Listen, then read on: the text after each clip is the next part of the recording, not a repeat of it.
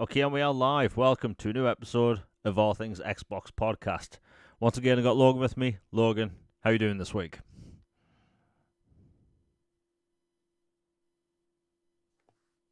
Nope. I think the audio's cut out. Okay. Let's see. Okay, for some reason Discord's having problems on my end. Let's see. Yeah, Discord's been having issues for people. If you can hear me in chat, let me know. This is a Discord problem, so I'll see if I can get that sorted. What a great start. Oh, God. Yeah, this is Discord having issues. 1 second. You know, it's been an interesting 2 weeks because I think that, when you don't have a show for a week and a lot of news drops and you have... Right, Logan, can you hear me? Yeah, I can hear you now. Okay, for some reason, Discord absolutely crapped the bed. That wasn't you. That's Discord. It's been having issues for the past few hours. Logan, how are you doing this week? Doing pretty good. Week out from wisdom teeth surgery, so I'm feeling much better this week, and lots of good news to keep me distracted. And yeah, life is good over here. How about you, man? Really good, really good. You know, for people listening now, we have literally 21 topics for today. Good grief. Yeah. Hopefully we'll get through all of them. All of it's good. There's been a bunch of cool games announced. There's actually been games announced that weren't during the Gamescom showcase, which we'll still talk about. Before we get into what we've been playing and all the topics, last week we couldn't have a show. Logan had his wisdom tooth removed, and I've been through that process. It can be invasive, painful, and just annoying. So we couldn't do a show last week. So if you're enjoying it, want to help share the show out, it really does help with the algorithm, because unfortunately, if you take a week off from live streaming, YouTube doesn't necessarily give people the notifications and all that stuff. Anyway, before we get into what we've been playing, as you can tell, I'm out of practice. Now, Logan, you had your wisdom tooth taken out, and I want to mention this little story because it might entertain people. So I had my wisdom tooth taken out. I think it was like 2017 or 2018, and I'd like to say a very high tolerance for alcohol. And basically, when you sit down in the chair after you've had all your scans and stuff, this woman, she was like, "Look," the nurse, she was like, "Look, we're gonna hit you with 3 doses. We might have to hit you with more to make sure you don't feel any pain or even remember the experience." And me and my 5D chess brain is thinking, well, look, I can handle a high amount of alcohol, right? So surely I can put this to my advantage. So I thought I'd sit there in the chair and try and hold on and just concentrate on this part of the wall and just pretend that nothing she's given me is working, so I can just get the really good stuff, so I don't feel anything. So I could basically be conked out into a coma. So she did the 1 hit, and I was fine. I was like, this is working. I'm a genius. I'm going to have to write stories about this and teach the people. And I had the 2nd hit, and I was like, I don't even think they're giving me anything for the pain. And just as she was putting the syringe into the 3rd dose, I began to feel a bit tingly. And I was thinking, oh, so this is what it does. And the second she put the syringe, the 3rd syringe into the IV or whatever you want to call it, and I saw the liquid start going down the tube, didn't remember a thing afterwards. So and I actually asked the nurse afterwards, like, does tolerance for alcohol affect this? And she was like, that's the dumbest thing I've ever heard. Yeah, so She just called you a bloody drunk. yeah, so if you have a high tolerance for alcohol, it turns out that doesn't help you in the dentist. But yeah, I mean, lesson learned for the future. Getting your wisdom tooth taken out can be annoying because you have more. I have 3 more which need to be taken out at some point, and that's just a worry, you know. But we'll talk about that one day if those teeth need to be removed. But Logan, it's been a busy 2 weeks. What have you been playing? Yeah, well, I've honestly not been playing a ton because I've been sleeping a lot or kind of just zoning. But Yeah. when I have played some stuff, I'm wrapping up Space Marine Remastered. I'm on the final act. I'm towards the end. I just got to a section where you split off from Leandros Oh yeah. and the other guy, and you go deal with this part. So that's where I'm at. Been doing that. I I can't remember who it was. I think Warlord Ethan. And shout out to Warlord somebody on Twitter who reminded me that there was an expansion for Crime Scene Cleaner that I had no idea about. And that was one of my favorite games. And I'm like, dude, they had a free update and nobody told me? What is this? And so I went back and I've been playing that again. Turns out they did a whole like new campaign or two of like revisions and extra content and stuff for free. And it's insane. It's like there's like a nightmare mode now where you revisit the missions you did, but they're remixed and it's like horror themed now. Oh And it nice. feels like you're tripping balls on these missions. It is like it's insane. Like if you thought the original game was dark, it goes some wild places in nightmare mode. And then there's also true cleaner mode, which is like basically like, oh, you think you're good at this game? Well, how about this? And it makes it just like incredibly difficult.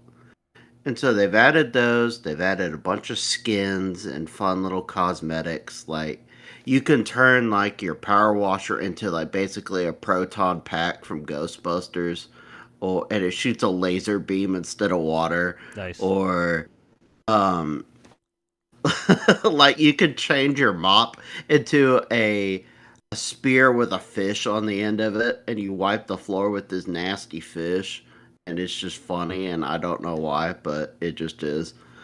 And like cool, all kinds of stuff. Been playing that and gearing up for a bunch of new stuff that's just dropping. Like about to hop into Delta Force, which we'll talk about, and a few other things which have been recently revealed. But yeah, so that's been my gaming. Mostly been watching a bunch of TV and stuff. How about you, Jamie? What have you been up to? A bunch of games. But before I get into what I've been playing, and I'm all over the place today. It's been a long day.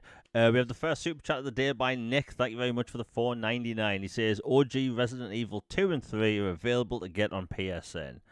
That is bloody awesome news. Hopefully, Capcom do their thing and they port stuff over to Xbox and Switch. I have so much nostalgia for that original RE2. It is Mm-hmm. like, remember that part where the liquor jumps through the window?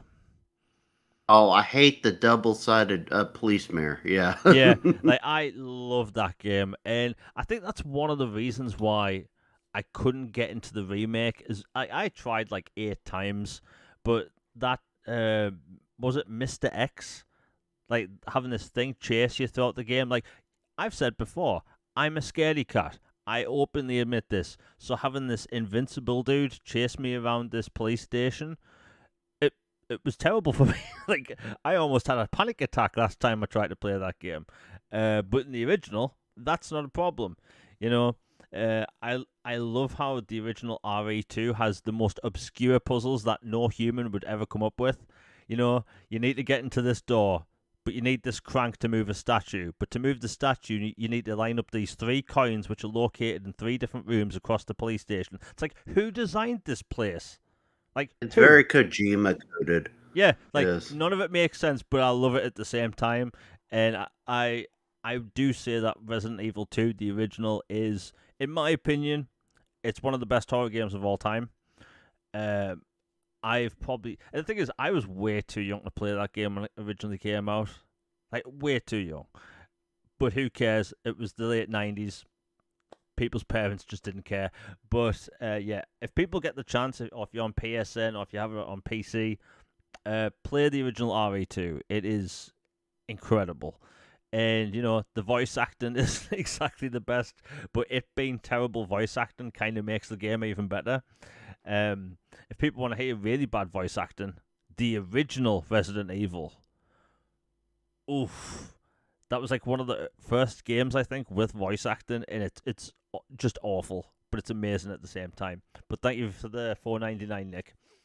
Yeah, I've been playing a bunch of different games. You know what? I'll get the obvious one out of the way because I've seemed to have glazed this game every single time I've talked about it, and that's Final Fantasy? Yeah, we'll get to that. But Final Fantasy 16. I get that it seems like I've gushed over this game a lot, but the best way I can describe it is, with my free time, I only get to play recently, I only get to play maybe 2 hours a day on video games. So, like, if I split that across multiple games, it takes me a long time to get through them.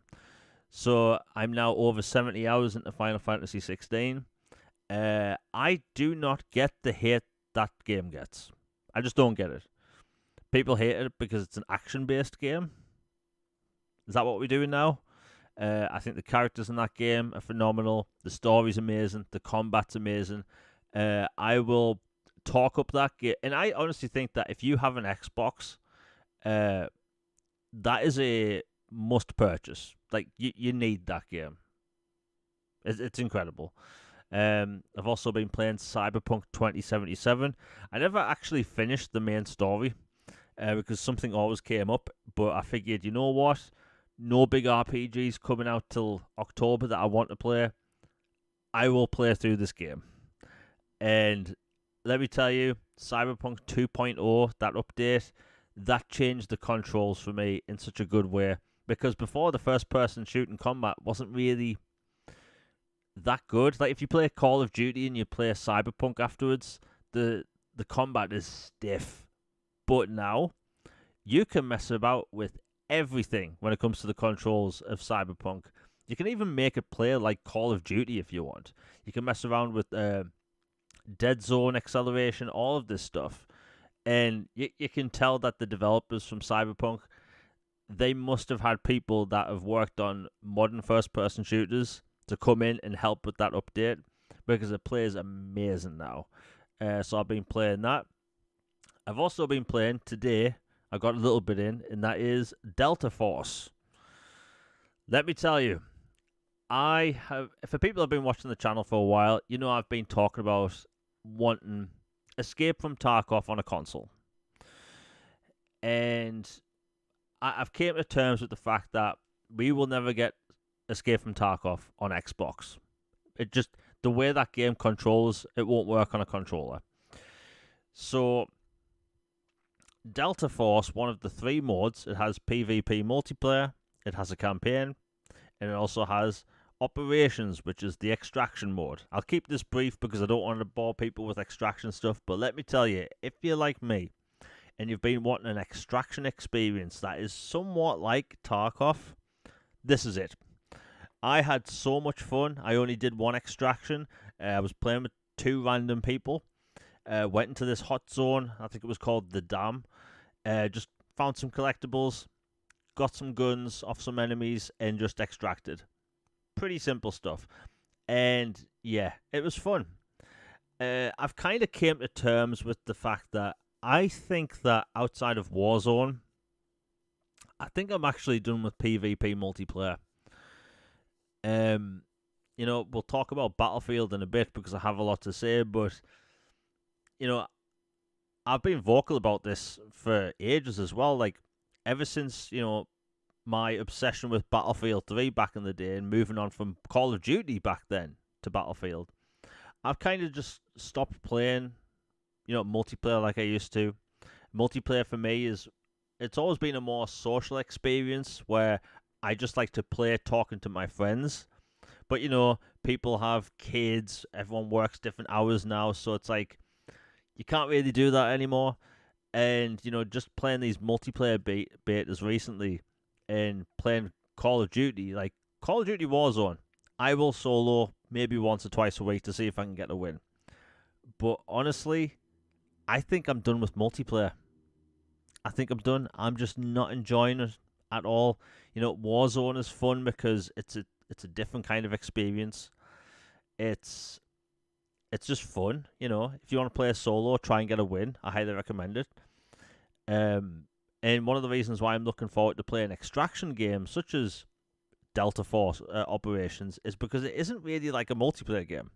You can play a solo or with a squad, and like the match I played, I didn't see any other like real players. It was just NPC characters. So I don't know. I really don't know. I think, and it's sad really because I've been wanting Titanfall to come back in a big way, and its multiplayer is one of the best I've ever had. But I think at a point in my life now where, unfortunately, I might just be done with multiplayer altogether. Like I'll play Warzone, and I think that's it. Like Logan, you haven't really been into multiplayer for a long time, or if ever, right? Yeah, Halo's about the most recent, multiplayer I really engage with, and I've kind of taken a break from Halo for a while. But for the most part, multiplayer's not really my thing unless it's like a party game, like a Mario Party or a Jackbox or something like that. Just you got a group of friends or family over and you play something like that. For the most part, multiplayer isn't my scene, but I'm glad that this is doing well and it looks really good. For me, what makes me most excited about Delta Force is the remastered Black Hawk Down campaign. That's what I'm excited about. Yeah. So for yourself and everyone that wants to play that campaign, uh, and there's actually reviews on the Xbox store about this already. How the moving in that game is extremely slow, and for some reason, they've they've tied movement speed to uh, camera sensitivity, Oh gosh. which I've never seen in a game before. So when you start it up by default, try moving the camera, and you're gonna notice that it takes maybe a minute to go from like 90 degrees to the left to the right. So what you want to do to play the campaign, this doesn't have anything to do with multiplayer or extraction, is that if you play the campaign for Delta Force, the Black Hawk Down campaign, you want to go into the settings straight away and put the sensitivity onto medium, and that way you'll be able to move normal. I don't know why they've done it this way, but that's all you have to do. Um, but like the extraction mode, it's fun. But yeah, I think it's just a shame that I I think I'm just done with multiplayer. Like Titanfall 1 in 2014, I had an incredible time with. I think it's probably one of the best experiences I've ever had when it comes to multiplayer. But like ever since then, it's just been less and less for me. I was big into Battlefield 4, but that was broken at launch. Halo 5 Guardians was fun, but I didn't play that for long, and it's just been less and less. And I don't know what it is.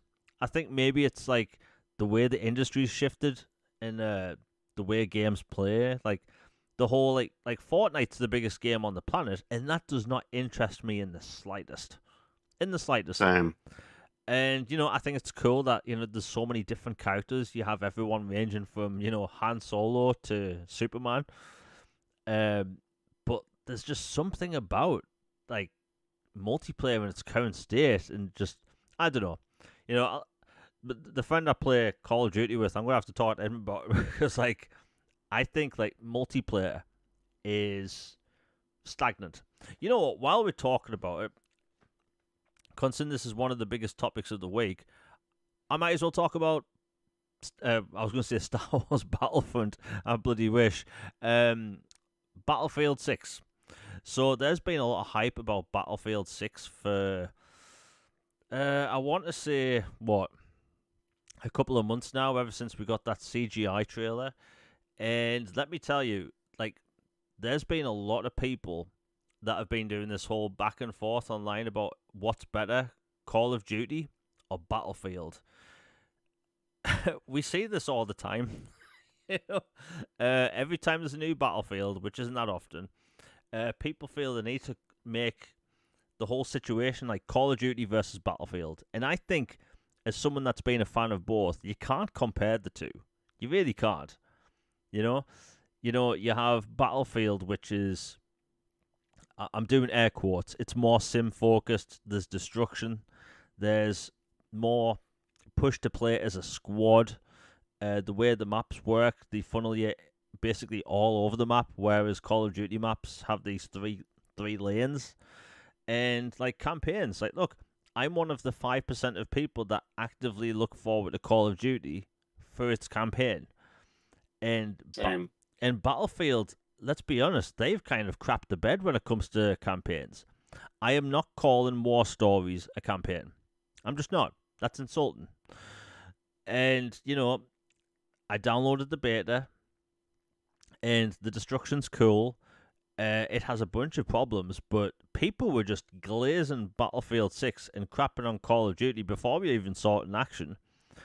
And you have the Call of Duty like hardcores jumping into Battlefield, wanting these Call of Duty features. You have the big Call of Duty streamers needing a Battle Royale experience because that's all they can make money off, apparently. But like these two communities going at each other, like wanting Battlefield to like succeed so Call of Duty could fail, I think that's the wrong way to go about it. In the end, I'm going to end up playing both because they both have campaigns. Bloody good for me. But like Battlefield, it looks amazing. The destruction's cool, but like you don't have hit markers when you hit enemies in Battlefield. It just feels weird. People weren't playing their class. So, like, I'm sitting there on the ground bleeding out, and, like, 5 medics run past me and do nothing. So why are you playing Battlefield if you're not going to play your class? Doesn't make any sense. I play as an engineer. I put down mines. I take down vehicles. I repair vehicles. I do my bloody job. But these people, they're running around like chickens with their heads cut off because they new to Battlefield. And oh, what's this? I'm a new player and I'm gonna jump into a jet and try to fly around because guess what? DICE decided not to give us an actual training area, so people practice vehicles in a match. I feel like I'm taking crazy pills because Battlefield 4 had a training area. Like, what the hell? And like, don't get me wrong, I think Battlefield, it looks amazing. Hopefully they can support it, but the amount of people that were going to Steam and seeing that there was 500,000 people concurrently playing Battlefield, which Call of Duty's never done. Like, so we are comparing a free beta, to a $70 game. That's the world we live in. Right? Like, people are going out their way to glaze Battlefield because Battlefield has had the people. You know how people talk about like how Halo has had a bad run or like not like gamers not getting the content they want. That is nothing compared to Battlefield. Battlefield 3 launched, and that was the only time in history where Call of Duty had a threat.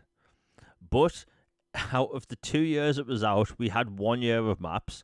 Battlefield 4 came out in 2013. It was broken. The campaign wouldn't save. I will always bring that up.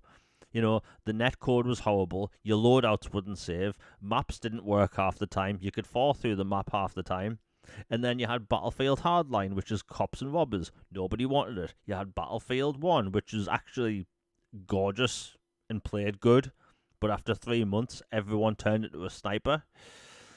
And then you had Battlefield 5, which barely got support after 6 months. And then you had Battlefield 2042, where it looked horrible, played horrible.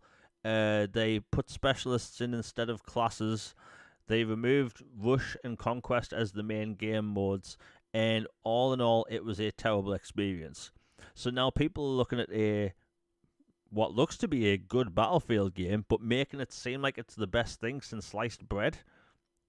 I'm sorry, but look, no, I'm a Battlefield fan and a Call of Duty fan. I can call it out like it is.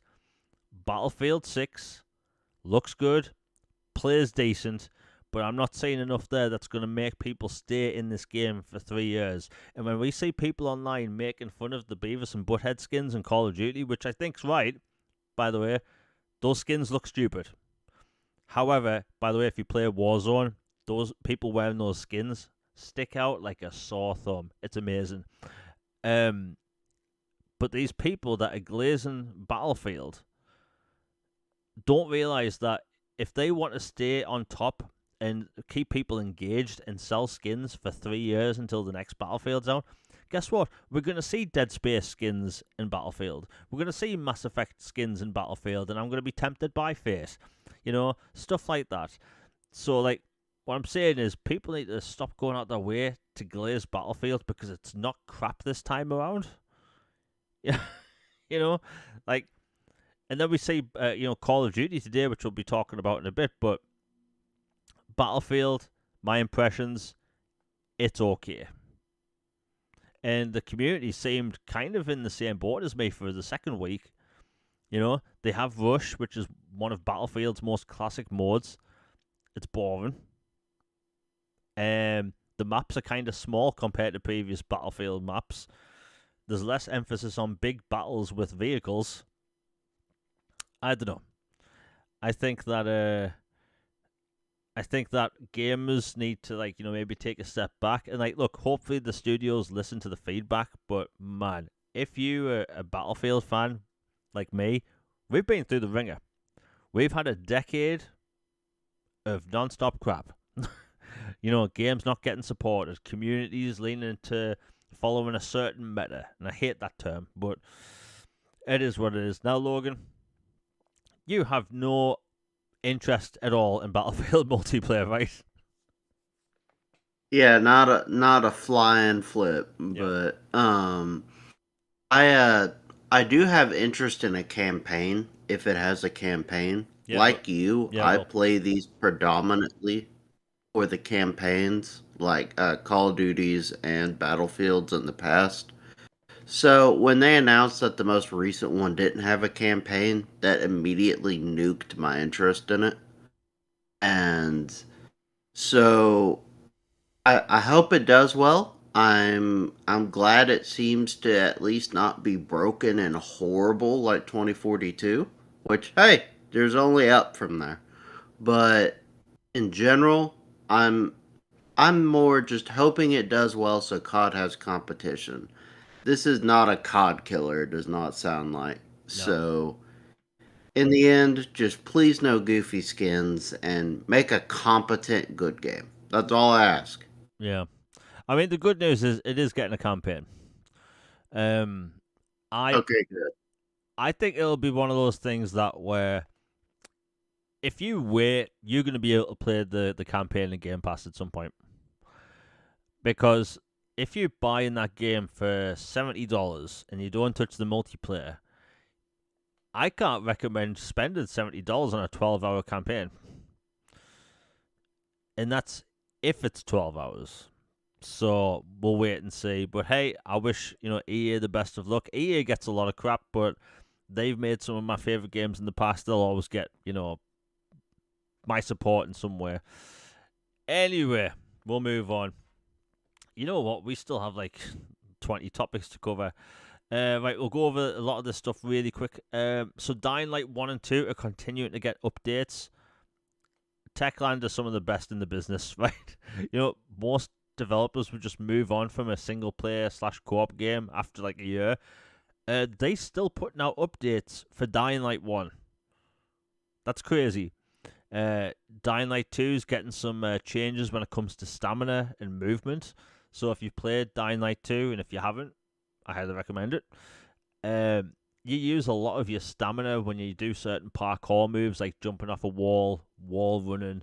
They're changing that so you use less stamina, which is really good, because if it's nighttime and you're getting chased by a zombie or a volatile, you are going to need a new pair of trousers, because that stuff's scary. But they're changing that, thankfully. And just a bunch of balance and stuff. They also changing things in certain cutscenes, because that game has in-engine and in-game cutscenes. Some things can be really funny when they play out, but it looks like they're changing stuff in that. All in all, Dying Light 1 and 2 continue to be in safe hands because like they continue to improve those games time and time again. It's just really impressive. Logan, did you ever play the Dying Light games?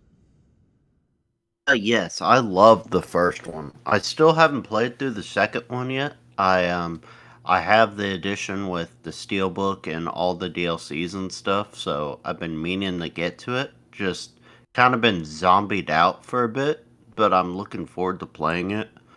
And yeah, Techland, like from my experience with them, they have been phenomenal at content support, listening to communities, adding different modes and features and accessibility options, constantly cranking out content, making a standalone expansion type game with the Beast and, awesome, kind of Mad Maxian like vehicle stuff.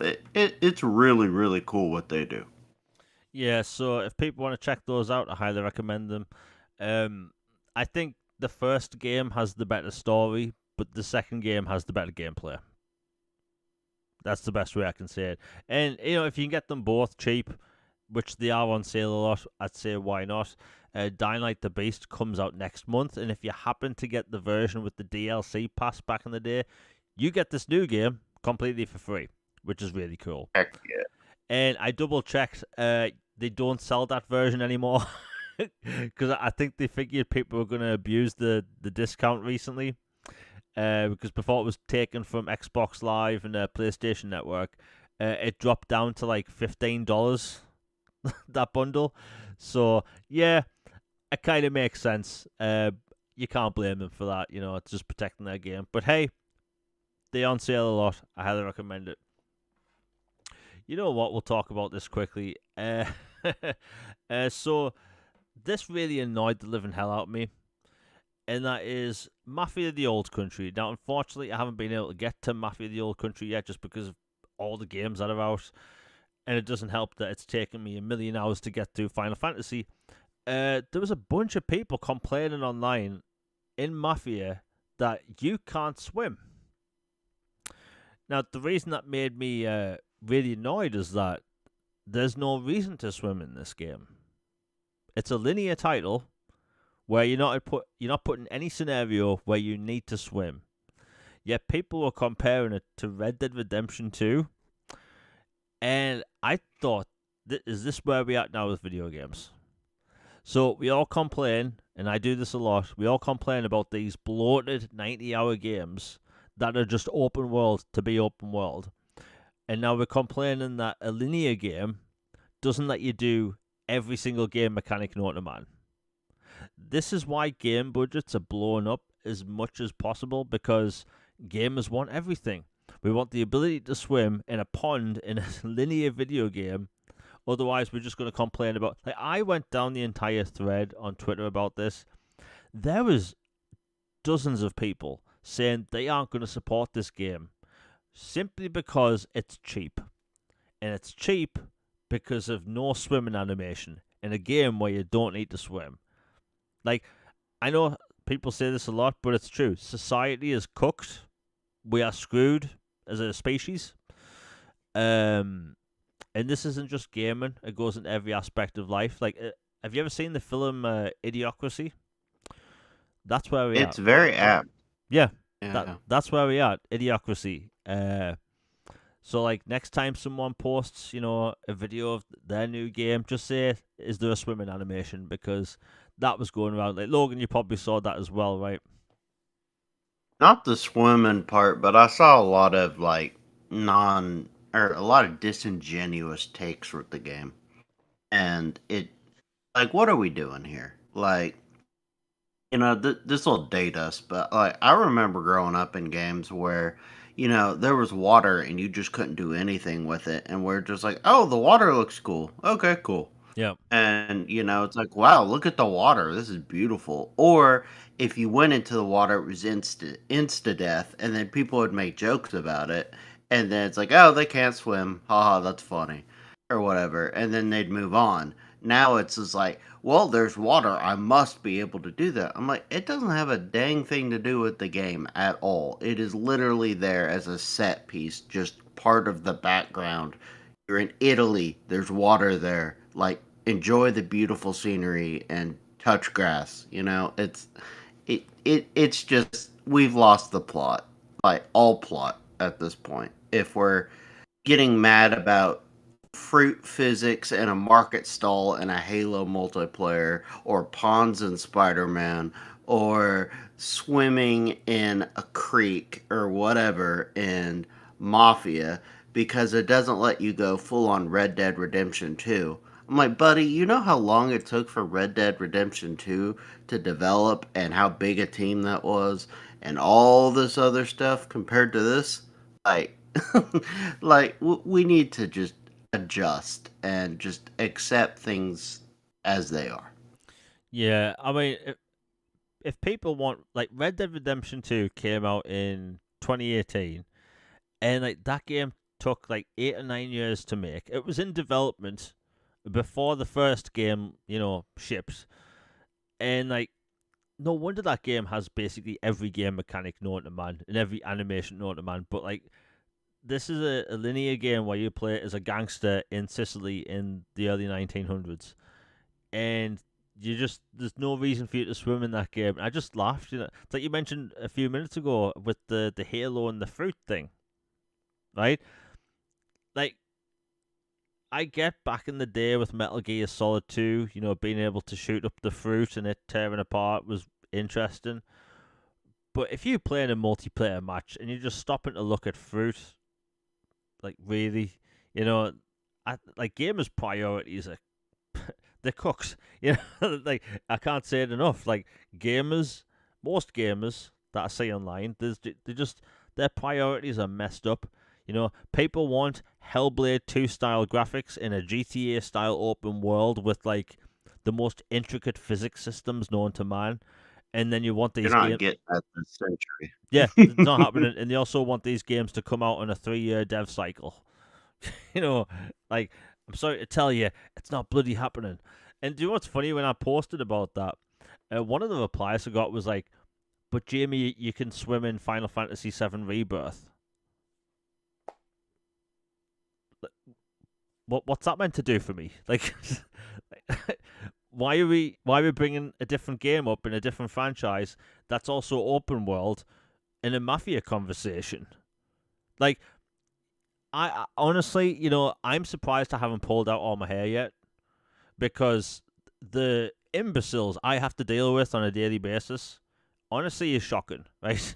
Like, stop it, right? I feel like I'm like a teacher talking down to people, but like, stop being an idiot. I see so many people just being out there and just stupid online all the time, right? I kind of went off today about this on Boom's show, and I have to apologize if I'm doing that again. But it's my show, I'm doing it.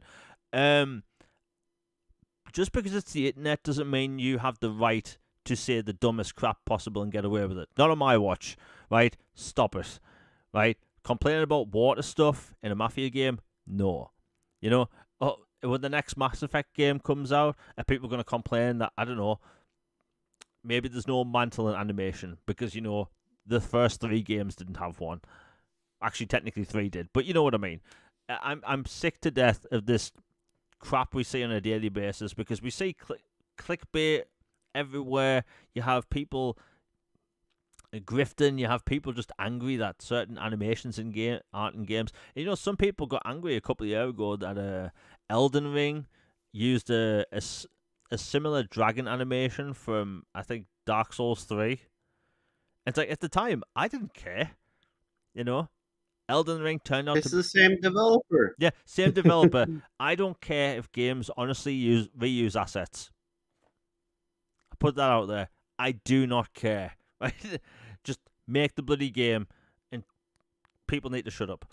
But anyway, we'll move on. That's enough about me whining.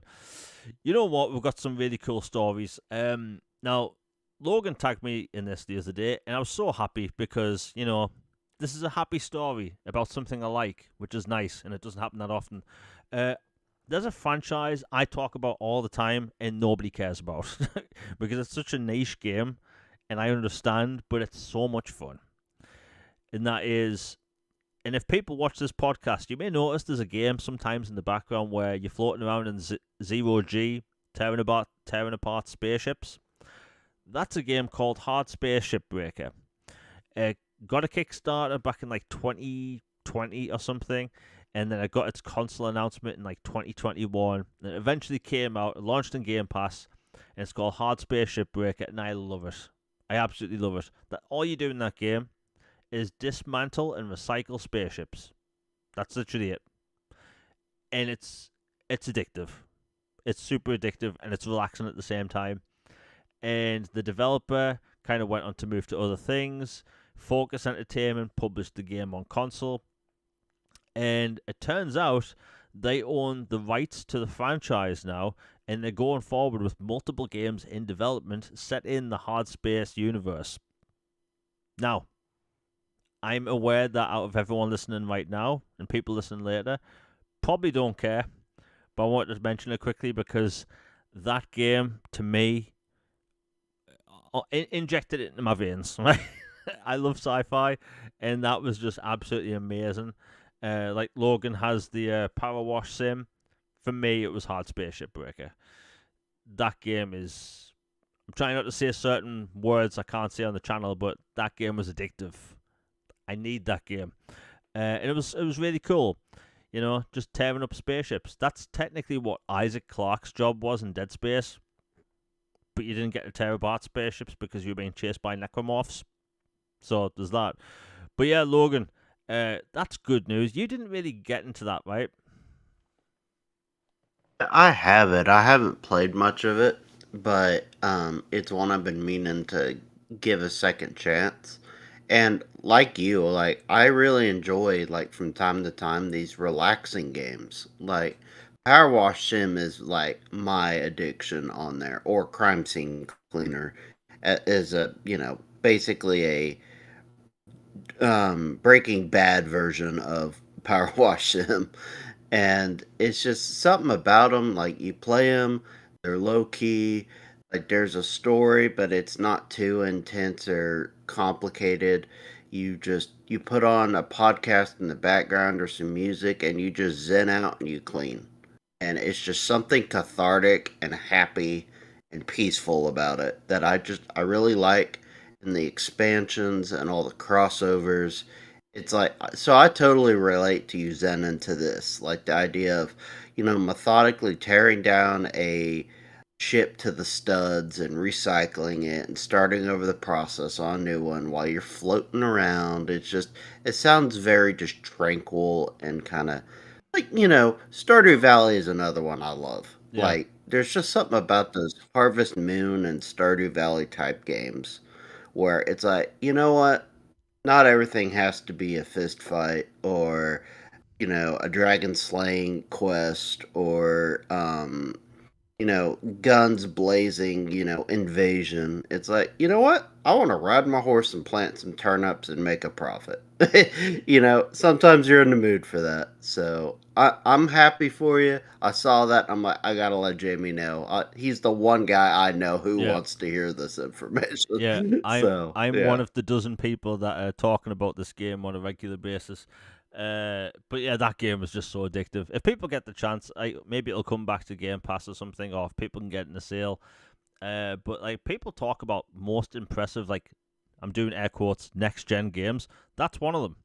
You know, if you mess up in that game and like a spaceship blows up, there's literally like hundreds, if not thousands, of pieces of Starship just floating around in zero G. That's stuff that your CPU has to compute in 3D in real time. To me, that's nerdy as hell, but it's super impressive. But yeah, like I even used to make it a challenge for myself. Like, how fast can I tear apart a spaceship and recycle it properly? Like, that's not something I'd ever bring up in a real conversation with a real person in real life because they think this person needs help. But it's fun. Anyway, we'll move on. You know what? This became news yesterday because it was kind of big. Shenmue 3 Enhanced Edition is coming to Xbox. It's going to have 4K 60, 4K enhanced textures, all the bells and whistles which people want. I think it also had HDR listed, a bunch of other cool stuff. And yeah, honestly, I'm actually surprised because the publisher and the developer kind of went really silent for a long time. And yeah, it's coming to Xbox. I'm surprised. I don't know if it's coming to Switch as well. I may have missed that. But yeah, coming to Xbox. Logan, what do you think? Because while personally I've never been a Shenmue person, it's kind of big news. Yeah, I'm very happy. I'm not a huge Shenmue guy personally. I haven't played through all of them because mainly because I was holding out hope that we'd get the third one eventually, and then I could just like I don't know why I just have this like weird. I'm a weird stickler for.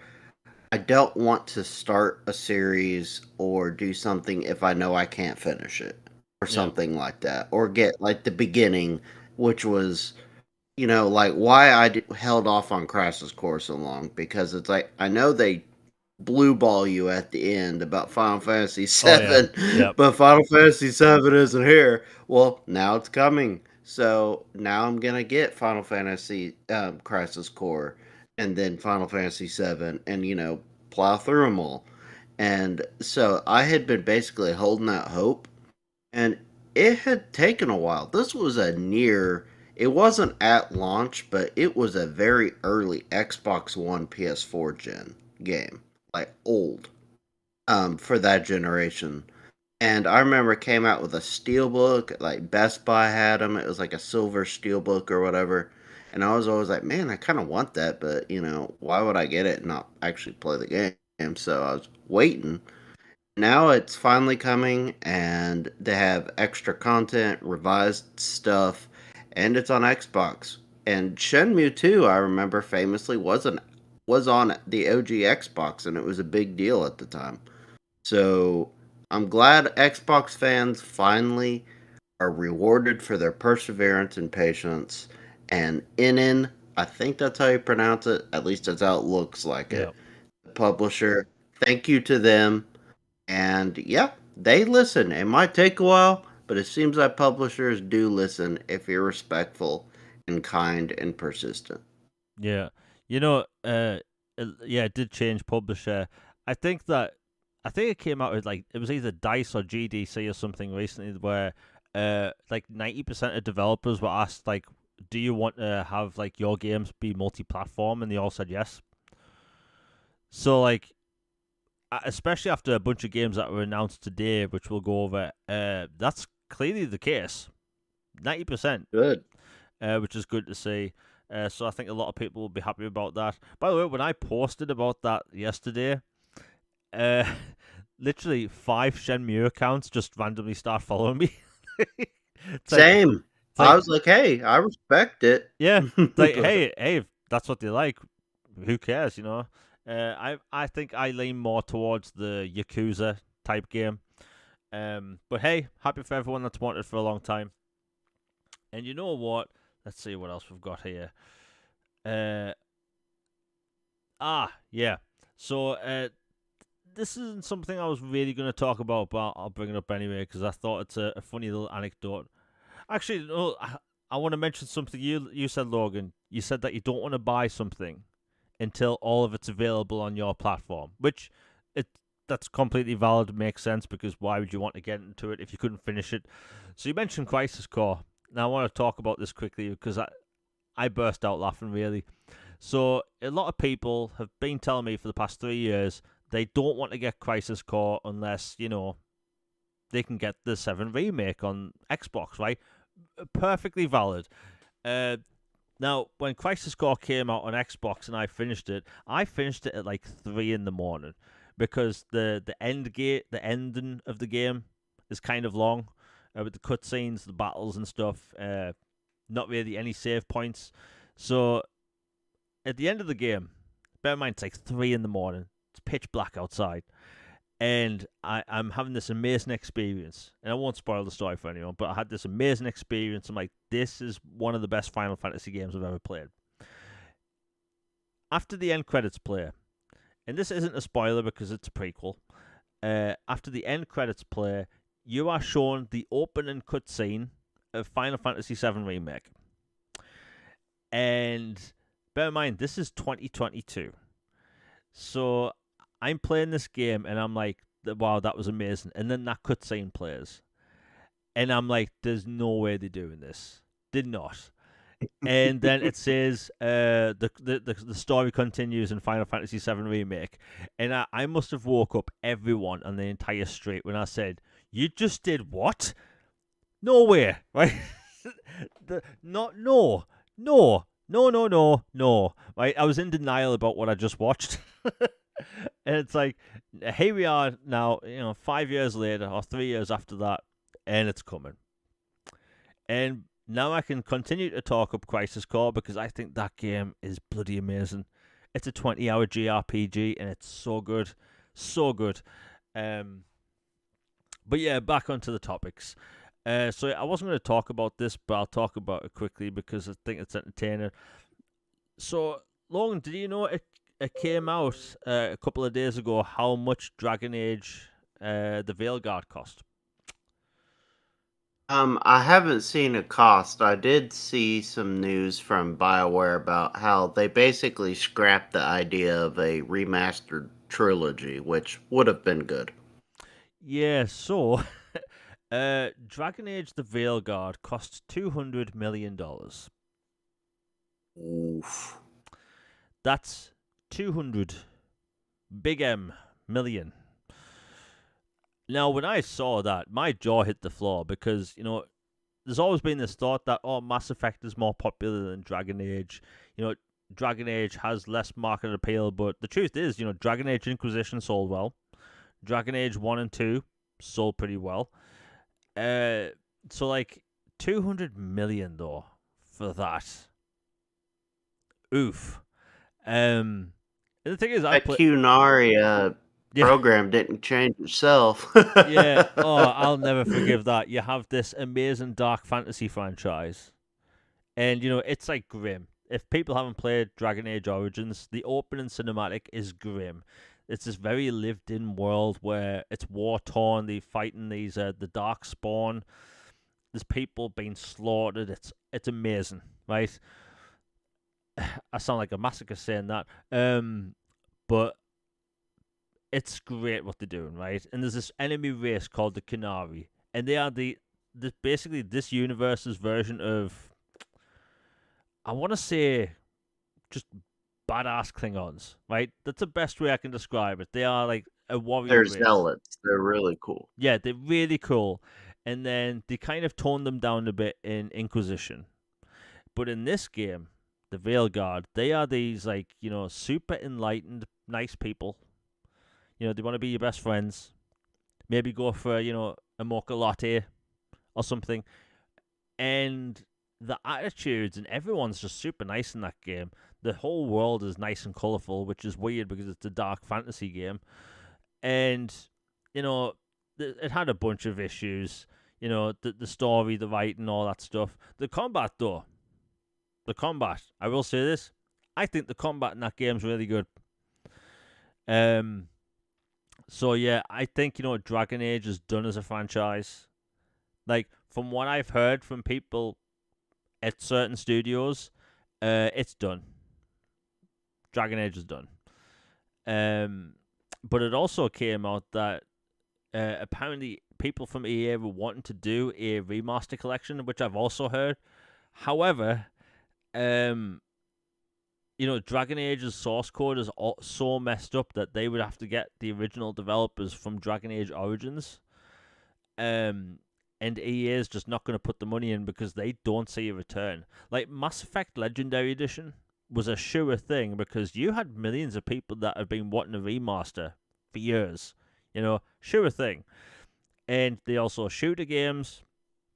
They're obviously going to do well. And thankfully, they did an amazing job with that, and it sold millions. But with Dragon Age, the source code is all over the place. Original developers are off either doing their own thing or living in the mountains, and it's not happening, which is a shame because it looks like from now on the only way you get to play Dragon Age Origins and 2 is either by Xbox BC or on PC. Which is a shame because I would have loved to have bought a 4K 60 version of those games.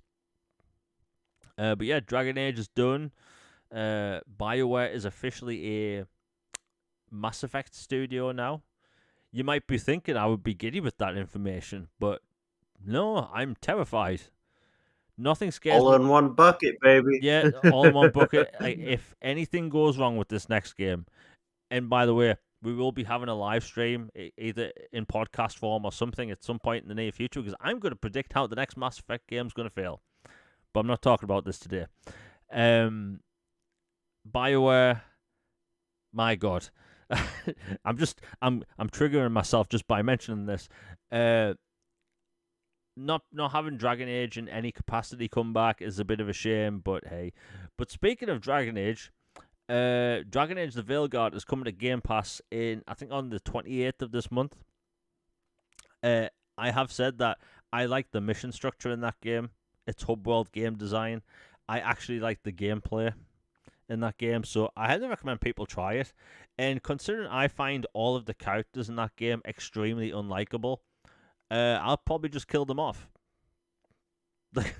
That's the thing you can do in BioWare games. So if you don't like someone, just wipe your hands clean of them. I mean, hell, I've played through Mass Effect 11 times. Do you know how many times I've nuked Caden? 11 times. And I will continue. Not enough. Yeah, not enough. He's the most boring character in sci-fi. I will nuke him again, and I will continue to nuke him till the day I die. Which is a shame because the voice actor is like talented as hell. Super talented. They wasted him. Yeah. Wasted him. Yeah, he was in he was in Star Trek Voyager for like 2 seasons. He was in a bunch of different films. He was in Prison Break. He played Karth in Star Wars Knights of the Old Republic. Right? Talented actor, boring character. My God, wasted potential. But yeah, that's this week's BioWare rant. It's a weekly occurrence. Now,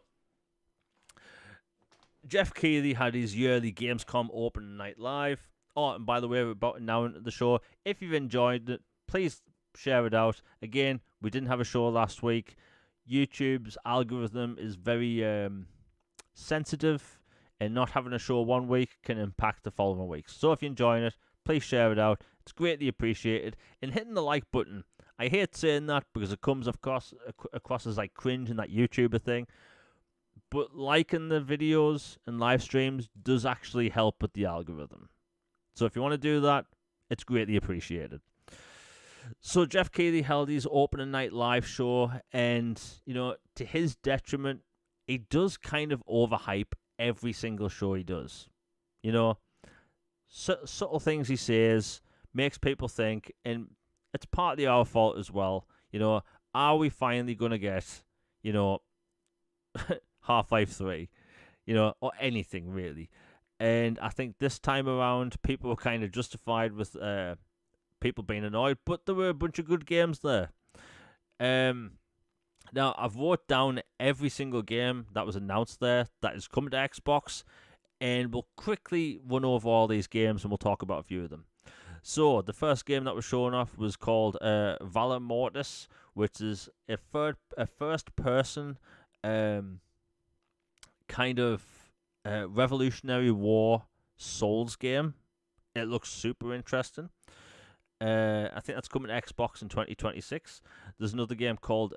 And bear in mind, I've read this game, the name of this game, about 18 times, and I still don't know how to pronounce it. So I'm going to butcher the living hell out of this game's name, and I apologize, because it's a Japanese game, but I don't know how to pronounce it. It's called Dense Hat Attack. Right, that's not how it's pronounced, but just bear with me. And it's a game where you play as a bus and a platformer.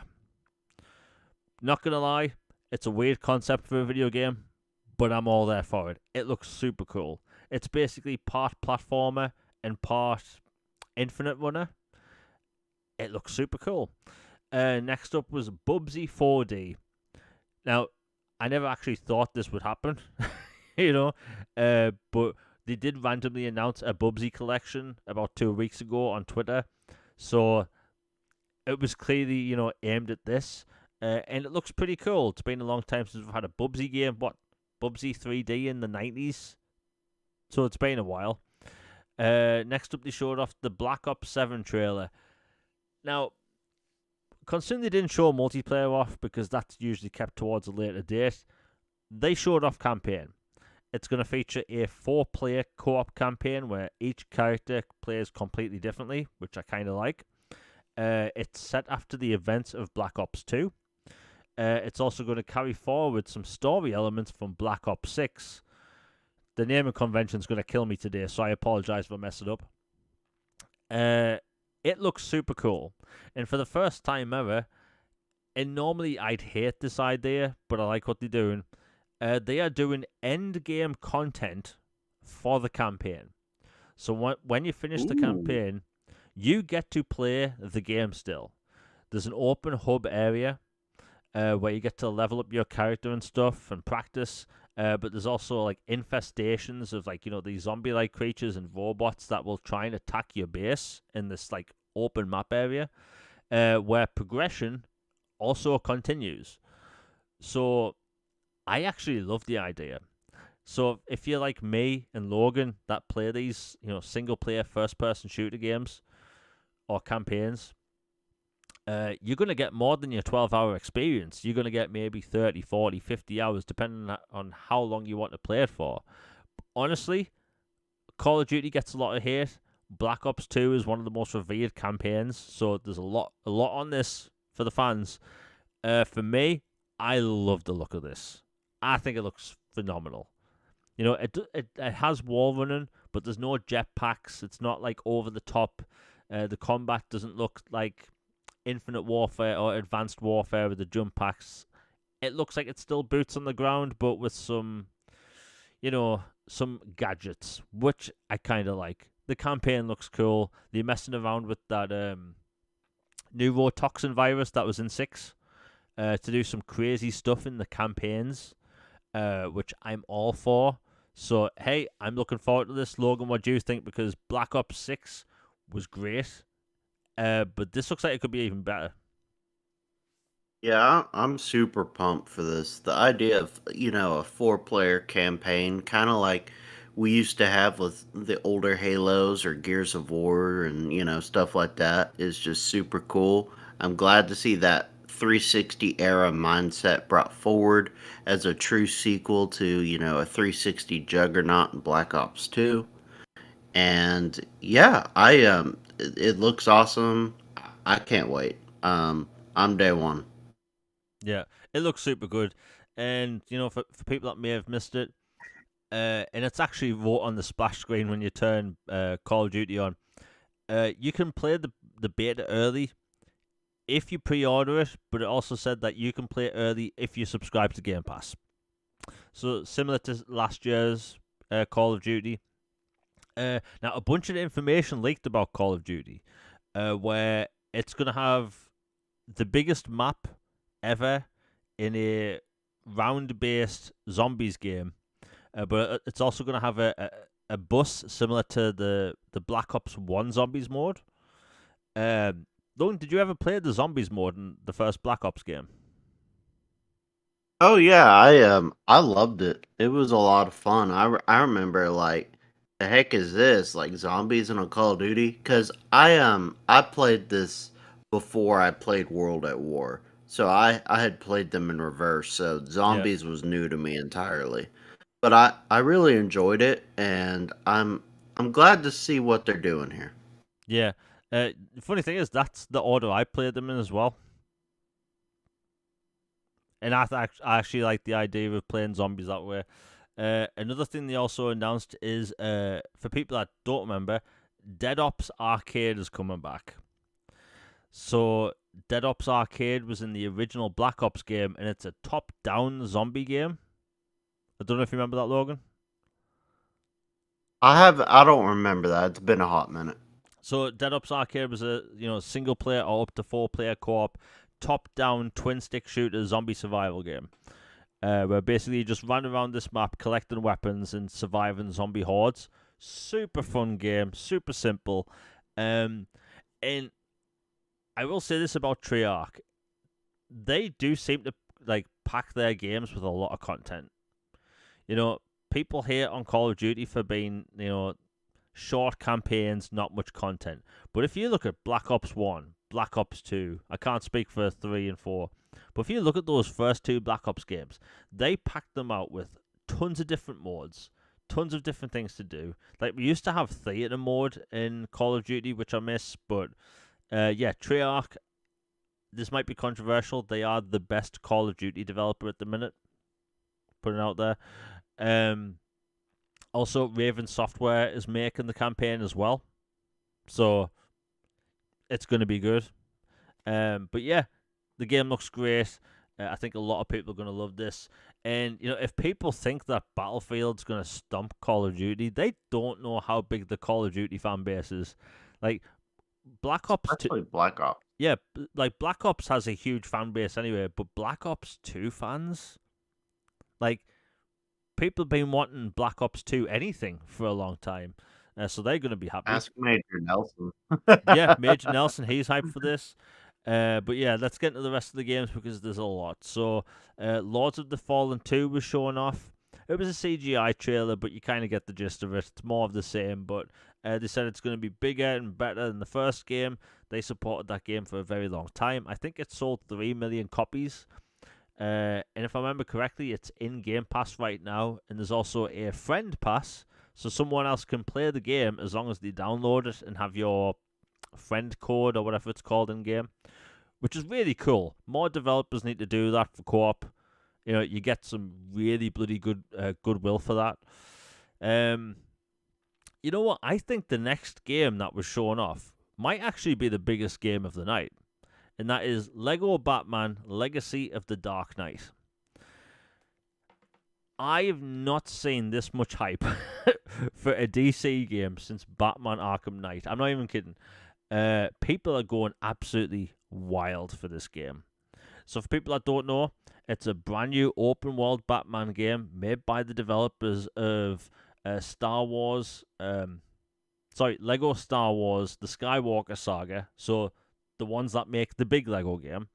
And this is an open world Batman game that is structured like an Arkham game and has the combat and devices and gadgets of an Arkham game, but also has missions that are from the movies, the comics, the animated shows, and the Arkham games. Good grief. Yeah, and honestly, I never thought my game of show for anything would be from a Lego game. It looks phenomenal. It's open world, big open world Gotham, and the videos are going live on Twitter at the minute. It's not in the trailer of combat clips. The combat, I'm not even kidding, is Batman Arkham combat, but in Lego. I think this is going to be one of next year's biggest games. Like, it looks so good. Open world Gotham looks great, and there's been rumors that Lego Batman is coming back for about a year now. I thought they were just going to do Lego Batman 4. That's not the case. It looks fantastic. Logan, did you see the trailer at all? I've seen bits and pieces, and it looks incredible. Like, once I, got into the details, and it's like the Skywalker saga kind of take on Batman, where you got the whole story, like the whole shebang in there, and, modernizing combat and adding all these missions and gadgets and lore, and just, it looks really, really fun. And there's something about these Lego games that it can strike this balance between family friendly and also bringing in some humor that a traditional game can't for various reasons. And, they're great for playing with friends and family as well. So yeah, I'm actually really hyped for this one. This looks really, really cool. Yeah, it looks good. That's going to be huge. If you sign up to the website now, you get a comic accurate skin. which looks pretty cool. Oh yeah, and it's also going to feature levels that will be very similar to what you saw in the Batman movie from 2023. Yeah, it's going to be good. I think they've knocked the ceiling off when it comes to a Batman Lego game, because Lego Batman, like the last movie, I thought was really entertaining, but I think like when it comes to like a video game, like I thought for the past while that they were going to be doing a huge Lego Harry Potter game. Because that just seems like an obvious moneymaker for Warner Brothers and TT Games. But yeah, Batman. Who would have thought? And who would have thought to get a brand new open world Batman game? It's not Rocksteady. It's a Lego company. Because they're on live service. Oh gosh. Yeah. Oh, by the way, I think that news went live after the last show we did, where Rocksteady, or should I say Warner Brothers, wanting to make more live service DC games. Now, excuse me. Did you not learn? Yeah, like excuse me while I go jump off a cliff, like in Minecraft, because that's just depressing news. Like, really, is that what we're doing now? Rocksteady, one of the best developers in the world, put on live service slop. By the way, some developers have told me they don't like it when I call live service games slop. It's slop. It's all slop. Actually, it's rinse repeat. Yeah, it's rinse repeat. By the way, I'm not going to mention any specific game. We'll go over the rest of the list in a minute. I'm wondering, other people in chat, did you notice that when the whole Gamescom show was going on, there was a lot of ads for live service games? Like a lot. Makes you think. Yeah, a lot of live service games. There was several games that were clearly wanting to be Fortnite. You know, with gliders, bunch of different skins. Like, it's live service slop. Hey, sir, have some more slop. Like, as someone that's shifted away from multiplayer, I can see this stuff from a mile away. Live service slop. It's either, if you're at a Jeff Keighley game show, which we'll talk about the rest of the games in a minute, I'm just ranting today, and I don't know why. I'm in a good mood. Like, out of the new games that were revealed, I want to say half of them anime waifu games, and there was quite a few announced, or live service trailers. Right? If I see one more trailer for World of Tanks, someone will know about it. I've played World of... Oh man, that one spams my timeline all the time. Yeah, World of Tanks. Everywhere. Everywhere. It's like, I don't care. Right? I know Jeff Keighley gets a lot of crap online, and these shows take a long time to put together, but how can you hype up a show like this, and most of the games you're showing off are live service games that already are out? Like, I can't be the only person that thinks this.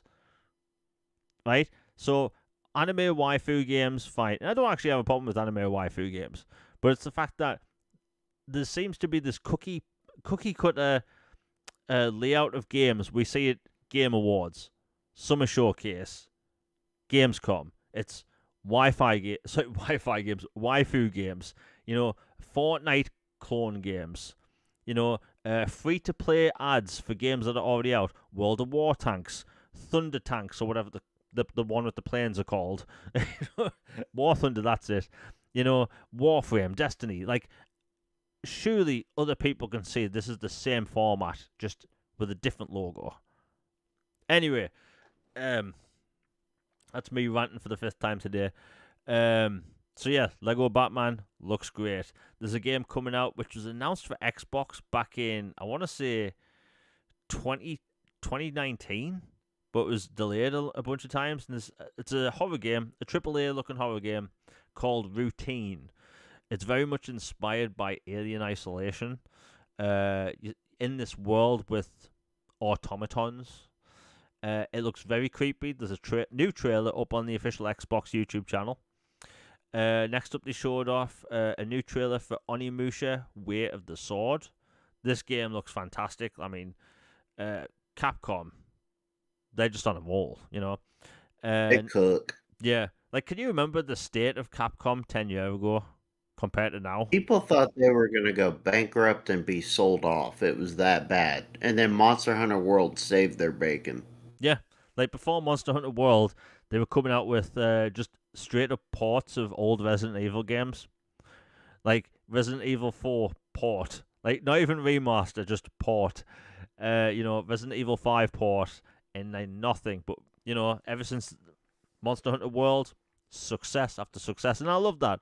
Capcom, they're one of the best in the industry, but yeah. So this new game looks fantastic. It comes out next year. I think that also has some pre-order skin stuff. Next up, there was a trailer shown for Damon X Machina. I butcher this word. Machina. Probably pronounced it wrong. It's Japanese. I forgive you, man. Yeah, and this is a Nintendo Switch exclusive. I think it's a Bandai Namco game, and that's coming to Xbox and PlayStation next month. It's already on PC. It looks like it's super cool. It's a mech combat game. It's got anime inspiration with its story, which looks super cool. A new 2D He-Man and Masters of the Universe game, Dragon Pearl of Destruction. That's a name. I think that's coming to Xbox later this year. If you like He-Man and 80s stuff, it looks super cool. Next up, they showed off the Indiana Jones DLC trailer. I mean, I've said so many good things about that game. It looks great. Brand new open region of Rome, and there's new enemies, there's new puzzles. Troy Baker returns as Indiana Jones. You can't really mess it up. They also announced it's going to Switch, which is it's cool, I guess. Oh yeah, that DLC comes out next month as well. I'm excited to go back to the Vatican. Yeah. It's the best part of that game by far. Yeah. By the way, how amazing was the Vatican laid out? It was incredible. I felt like I was literally at the Vatican. That's like the highest praise I can give. Yeah, like I liked every region in that game, but like they had that. It was like kind of like interconnected, like a Dark Souls map. Mm-hmm. Like it was this like really intricate, interconnected maze, but yeah, so good. Next up, they showed. Here we go. World of Tanks 2.0. Yeah, biggest update yet. Hooray! Next up, they showed off a brand new trailer for this game I've been talking about for a long time. John Carpenter's Toxic Commando. Now, this game was actually shown off about 4 years ago, and it's had no updates since. No new trailers, no new concept art. The developers haven't even talked about the game. Honestly, I thought it was cancelled. I legit thought it was cancelled. But no, Saber Interactive are making this alongside like 6 other games. Somehow, they're making like 6 games at the same time. And that comes out next year. It looks fantastic. It's inspired by 80s action movies. It's going to have like Bon Jovi as the soundtrack and stuff. It looks amazing. It's going to be using a proprietary engine for the zombies. So if you played any of Saber Interactive's previous games, you're going to be getting a crap ton of zombies on screen, which is great. Next up, they showed off a game called Unbeatable, which is a cool looking. It kind of looks like half platformer, half. I don't know. It's like half anime. It looks cool though. Next up, they showed off Cult of the Lamb, Woolhaven, which is a new Cult of the Lamb game. Looks super cool. Brand new action and story trailer for Ninja Gaiden 4. That game comes out in October. Brand new trailer for Silent Hill F.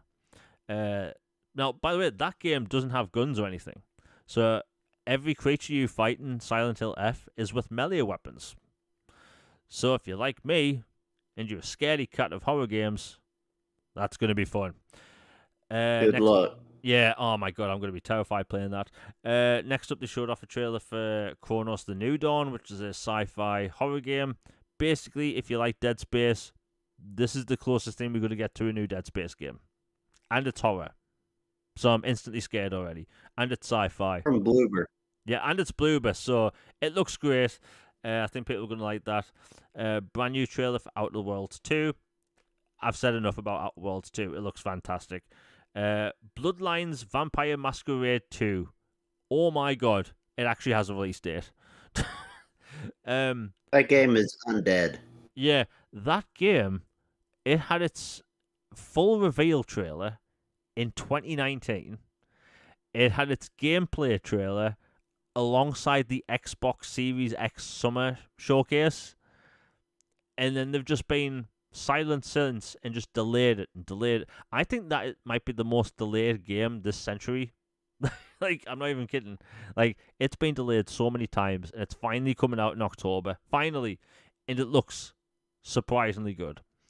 Next up, they showed off Kingdom Come Deliverance 2 DLC, where you play as... Oh, it's more... You play as the same character, but it's doing blacksmithing, which looks pretty cool. You can make custom weapons in the game. There's a custom building which you can decorate yourself now, which looks cool. Next up, there was a thing called Project Spectrum. This is and I hate this term, by the way, PvPvE, first-person horror game. See, I can hear Logan roll his eyes into the back of his head. Yeah, it's like that term always like triggers me. Like I don't even. It's like I don't know what it means, and I'm scared. It's like I don't like that term. Yeah, I mean, I can't blame you. Like, by the way, that game looked super cool. But when I realized it was the PvPvE game they were talking about, I instantly turned my brain off. You know, it shows you this lady walking around this mansion, firing at these ghosts, and then all of a sudden the camera changes to the perspective, a third-person perspective of this alien thing. And I went from, oh my god, I'm sold on this, to, I don't care. I don't care. I don't want this in my life. I don't need it. So, like, and by the way, I did notice a massive shift in this show from, there were barely any single-player games there. There was a handful. But when you have 30 games at a show, and 3 of them are single-player, that's a problem. Sponsorships, baby. Yes. Oh god, if I see one more sponsorship. Next up, they showed. By the way, I'm not making this up. The next game they showed off was World of Tanks Heat. So in one show, we had 2 World of Tanks games and multiple ads for World of Tanks. So, and this is basically a more action-centric World of Tanks with more speed and over-the-topness, because anyone was wanting this, I'm sure. Next up, they showed off a brand new trailer for Resident Evil 9 Requiem. That game's going to be terrifying. I have seen some leaked stuff about that, so there is going to be some open world stuff and vehicles. If that's the case, that's going to be bloody interesting for a Resident Evil game. And they ended the show with one more thing, and I'm going to try not butcher this name. It's Black Myth Zongzui. And it's obviously a follow-up to Black Myth Wukong. Now, all in all, I know people give Jeff Keighley a lot of crap, and I do know he overhypes his shows to oblivion. I thought there were some decent games there. I know I'm a sarcastic prick when it comes to, you know, the way I talk about games, but honestly, there were some cool games there. But the big standout was Lego Batman for me. Now, Logan, you haven't watched the whole show yet, but anything you want to say about the show before we move on? Yeah, there were a few titles that stood out to me. I think there was one you didn't mention. It was it might not have been there, but it was basically an old LucasArts game that they resurrected from the Yeah. Mad Lads at Night Dive. Yeah, I forgot. Once again, they come up clutch and they're bringing back Outlaws, which if you haven't played it, think Dark Forces and the cool animations and the story and campaign and characters and how they like basically went back and redid them all and 4K'd them and like made new models, and instead of sprites you have actual polygons and stuff like that. Like they've gone back and done that for an old western game that was in the Doom engine like Dark Forces, and it's by LucasArts as well. So clearly, they have a good relationship with Disney and LucasArts now. So that on top of Dark Forces 1 and their previous stuff gives even more credence to the idea that Shadows of the Empire, Jedi Knight 2, some of these other ones might be down the pipeline soon. So very, very excited. I never played this one. Like, I had a tweet the other day that Obsidian and Night Dive are two studios I'm a day one for whatever they put out, basically. Because it's like, I know I'm going to like it. So, hey, sign me up. Western Revenge Tale from the 90s, brought to now, modernized with new effects and accessibility. Can't wait for that one. Coming later this year. There's that one, and then I was really excited about the horror games in particular, except the one we made a joke about the mode being, what it is. Like the other ones really made me excited, especially Chronos. Like I love Bloober and what they do.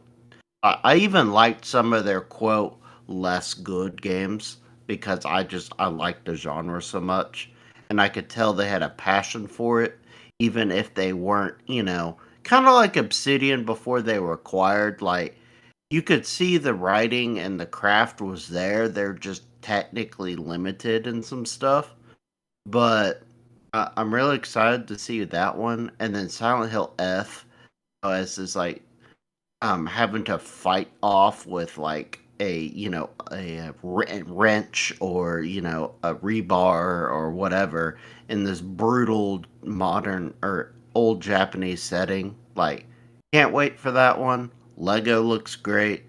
All in all, I thought it was a good show.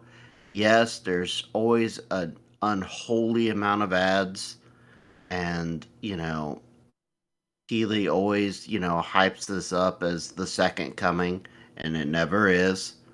But I think it was a good show. Of course, I'm an optimist, but I enjoyed the selection for the most part. Yeah, I mean, I'm always gonna complain about free to play stuff and live service games because, like, honestly, I think that if you're a game that you're already out, like, and the sad thing is, these free to play games they have the revenue to actually spend money on ads like this. you know, um, I think what was it called, Monopoly Go or something. Like they make like basically more money than most AAA games, which is crazy. Um, but I'm just tired of seeing ads for games that are already out. Like that happens a lot. But hey, there's some cool stuff there, and my big takeaway was the Lego game. And actually, there was an anime game. I can't remember what it was called with motorcycles. That looks cool. But yeah, it was decent. But while we're talking about this stuff, it actually this is a hell of a good topic because we've talked about this a lot, and I've complained about this for about years on this channel. So Microsoft is changing their store policy on Xbox Live to stop people from abusing the bundling system. So basically, from now on, developers can't push their games to the top of the score by making new bundles. A bunch of developers do this. However, there's one particular developer. One in particular. One in particular, and they've been grinding my gears for years. And that is the developers of the Outbreak games. They have a new bundle on the Xbox Live Store about every 7 days. And I'm being generous by saying 7 days. It's probably like 5. And it's infuriated me so much. I've brought it up on this channel many times. I've mentioned it on Twitter a bunch, and I can't stand it.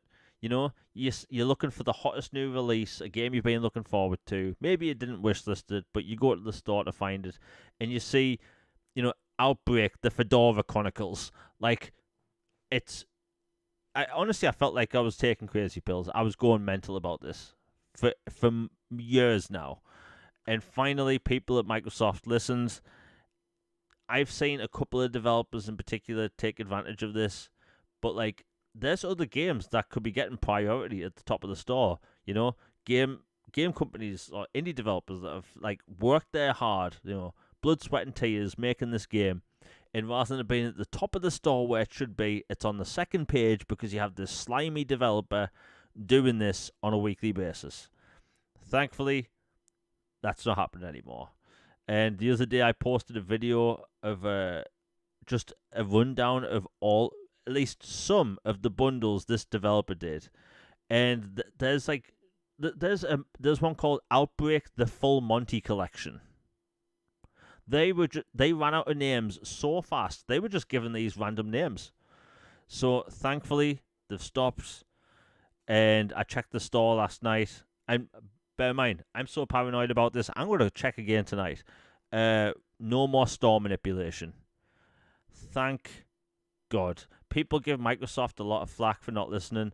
They did listen about this, and it's in Microsoft's kind of best interest for them to not have this and have it at the same time because people are clearly buying the game. But hey, developers get pushed to the top again.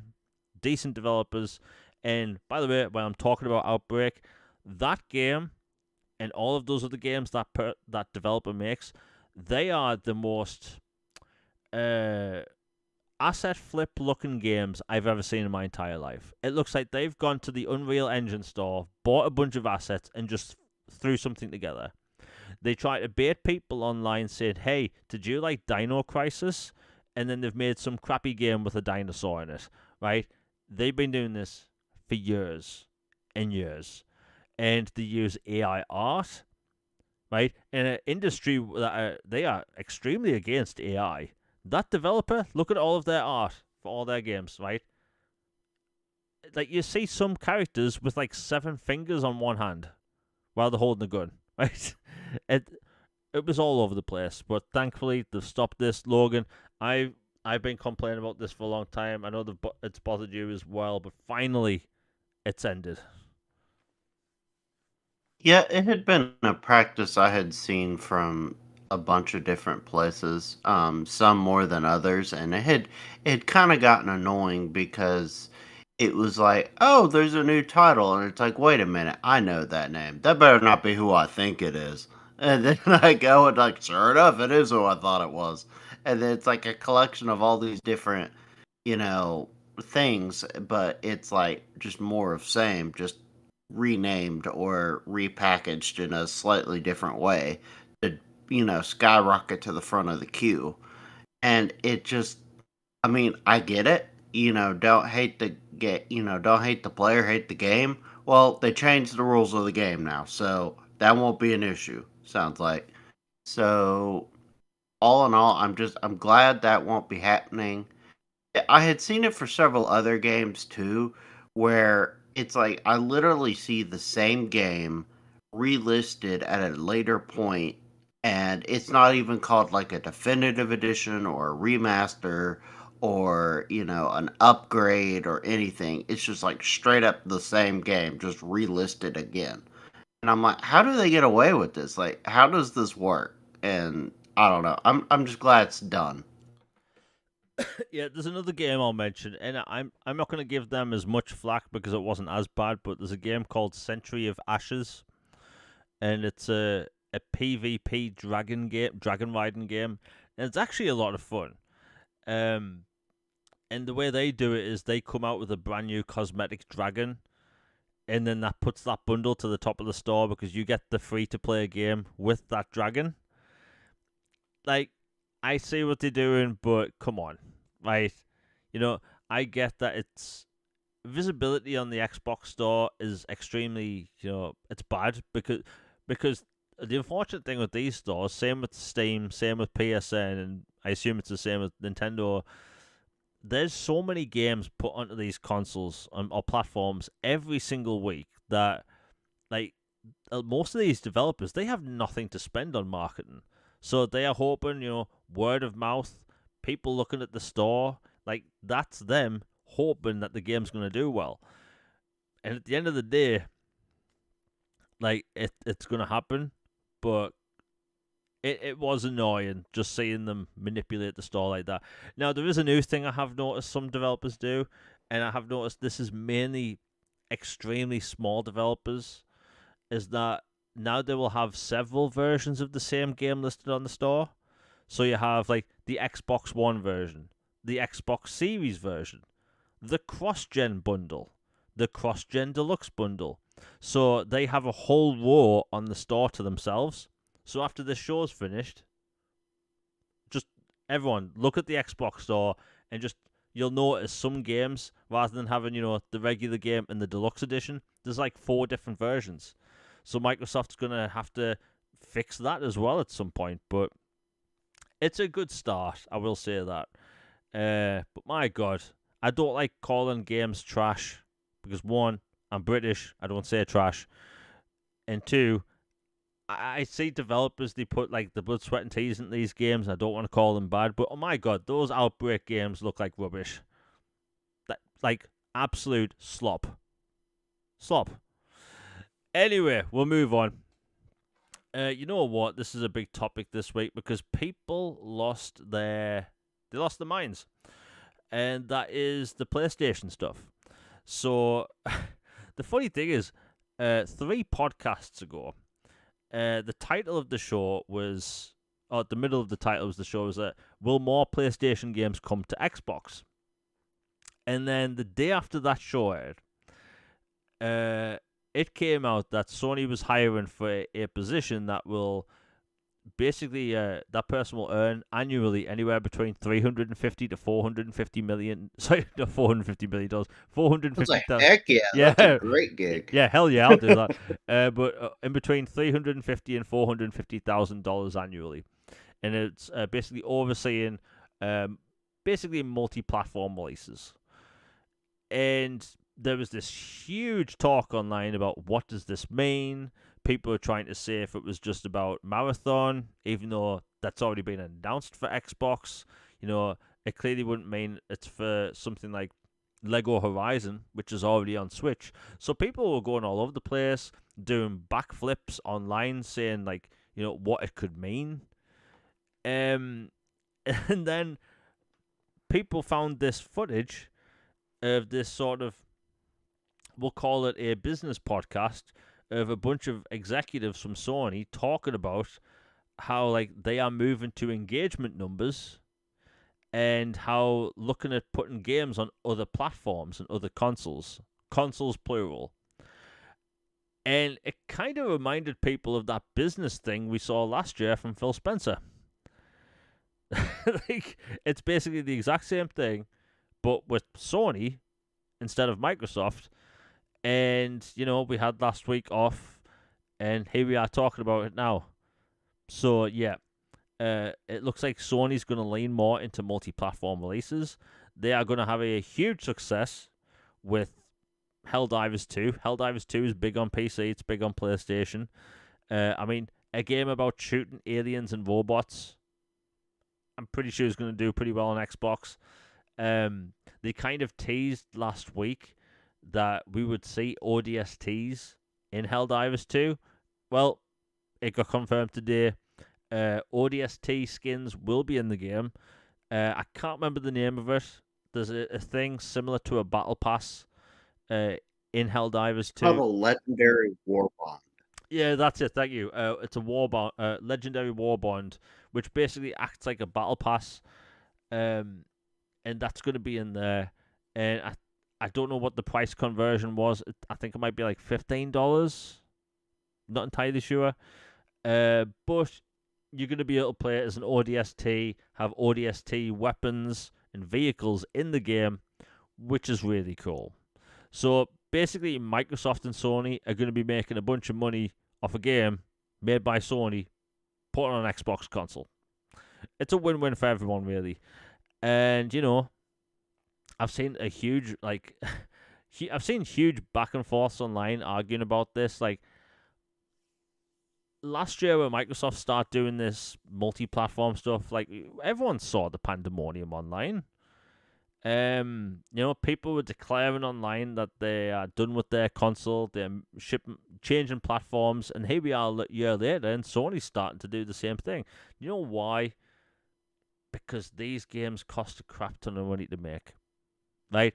This isn't back in like 2010 where a AAA Call of Duty game cost $30 million to make and they made $1 billion in a day, right? It's not like that anymore. These games are costing hundreds of millions of dollars. So like you can't really blame Microsoft and Sony wanting to look elsewhere to make this money. Like, you're gonna see people online call it coping, but the truth is like that's how much these games cost. Um there has been some speculation online over the past 48 hours as to which game's coming next. Obviously, I can't say with any confirmation that it is, in fact, Returnal or Horizon. I've seen people mention both. But you don't hire someone for a position that would make anywhere between $350,000 and $450,000 a year just to sit at a desk and twiddle their thumbs. Like it's obviously going to be happening. And, when it comes to these older games, you have these games basically sitting on a server. Like, who's really going out there and buying, I don't know, I'll say Days Gone, right? Days Gone is probably sold at the nearly its maximum amount it's going to sell on PlayStation for people that already own a PlayStation. So, wouldn't you put that on an Xbox or on the Switch or both? It's already on PC. They have Nix's software, they are a port studio. They do a great job. So wouldn't that just make sense for them to put games on other platforms? Otherwise, you have the studio to port games that you don't have because they've ported all those games to PC. So like something's got to be happening at some point, and they're probably using Helldivers 2 as a test bed, and it's probably going to be extremely popular, but Logan, what's your thought? Because it's been a huge back and forth all week, but I think we can all see what's happening. Yeah, first off, I am so excited for Helldivers 2. I played the original one on, PS4 and enjoyed it. This is like way, way different than the first one. Like, first one was like top down shooter, felt like an iPad, iPhone game, to be honest, compared to this. And this is looks incredible. I can't wait to play it, especially with ODSTs. I'll be day one. I'll have to squad up at some point. Um, I'm excited to see that they're fully collaborating, like Halo and Helldivers, Xbox and PlayStation. This game right here fully signals a new era. Like, if for some reason you were missing the flashing sirens and lights in the background, or the all this other stuff going on, like this is a clear indicator that the days of Sonic versus Mario and crazy ad campaigns and smear campaigns and just wild rhetoric. It's over. It's like this is just we go where the money is and we try to make things as big as possible and get as much interest and hype and positivity as possible. Which, hey, great. Let everybody play everything. Sounds great to me. So I'm stoked for it. I know multiplayer isn't traditionally my jam, but I make exceptions for a few things, especially these that are like cooperative. Like you work together as a squad and you're going out fighting aliens and robots, monsters, stuff. It's not like a greasy, sweaty, competitive like, man, I'm fighting for my life in this Halo deathmatch. So I'm looking forward to it. Can't wait for it. I'm gonna buy there. I'm gonna buy it. I'm gonna do my part, and I think more are coming. As for the games, like what do I think will come over? Like the ones that have been floating around the most have been Returnal, Ratchet and Clank, um, potentially Spider-Man because of Disney and the licensing is like unholy expensive. Like if you remember that Insomniac leak a few years ago, like how much Spider-Man and Spider-Man 2 cost, it was and how much of that was devoted to just the licensing alone. it was obscene. So I could see those, and a Days Gone potentially. Like, I'm not gonna hold breath for a God of War, Last of Us, No. but I do think more are coming, and I think that's the era we live in. And if you didn't notice, Jez is a pretty cheeky guy, and he put out a poll randomly about Ratchet and Clank the other day. I don't like. Maybe I'm reading too much, but I don't think that was just for grins and giggles. I think there's some smoke there. So I guess we'll see. Yeah. I mean, that would be cool if it happens. I haven't played a Ratchet and Clank game since probably the PlayStation 2. Oh, they're so fun. Yeah, they were really good back in the day. But yeah, we'll see what happens. I mean, considering how quick this industry moves, we're probably going to find something out by the time next week rolls around. You know what? We'll end off with this last topic. We'll see what we've got left. So Jason Ronald was part of the Xbox podcast the other day on the official Xbox YouTube channel, talking about the future of the Xbox platform when it comes to cloud, future hardware, and we did have future hardware once again. Thank you, Microsoft, for the 50th time this year, saying yes, they are investing in next-gen Xbox consoles. By the way, how many times this year really has Microsoft said there's consoles coming? It's a lot. Like, it's a lot. But people clearly need to hear it again. So they said, hey, new consoles coming. But they keep emphasizing on this like next generational leap. And I think Logan's in the same boat as me, and I think a lot of people in chat agree with us. Like, this generation, games look good. They are gorgeous. But we haven't had that true graphical leap in a long time. You know? It feels like a point five of last gen. Yeah. Honestly. Like don't get me wrong. I was gonna say Helldivers. Hellblade 2, I think, is the most technically impressive game of all time. Like, it's incredible. Yeah, it's incredible. It's also got that 60 FPS patches if people want to play it right now. But like on a technical level, that is the most beautiful game ever made, photorealistic. But and I said this earlier today on Boom Show, and I might get hate for this. I fundamentally think if you take any game, and I mean any game on any platform that has came out in the past 2 generations, I think they could be run. I think they could run on 7th gen hardware, an Xbox 360, if you just load the graphics. Like, I 100% think that, right? If you take Red Dead Redemption 2, right, and if you make it look like Red Dead Redemption 1, I think it would run fine, because I think AAA gaming is risk averse, and we're not getting new ideas because of the lack of risk.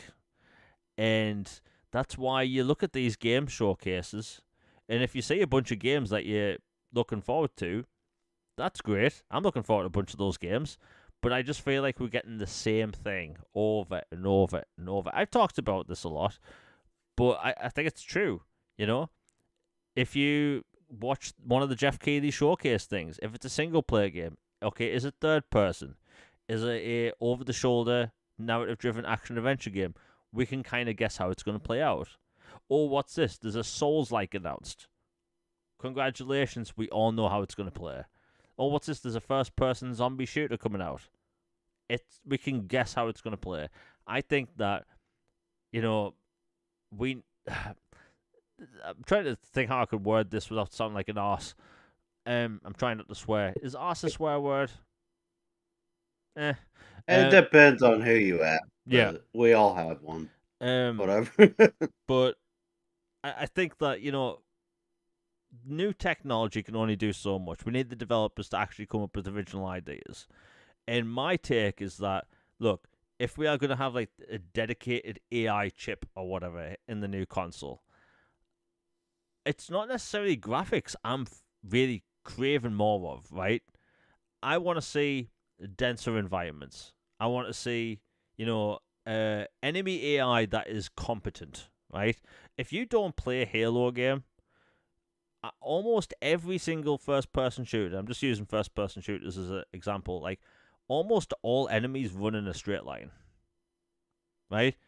I always talk about how I'm still trying to get my COD legs back, but if I post footage of me playing a Call of Duty campaign, I look like a pro because enemies enemies are so predictable in how they run.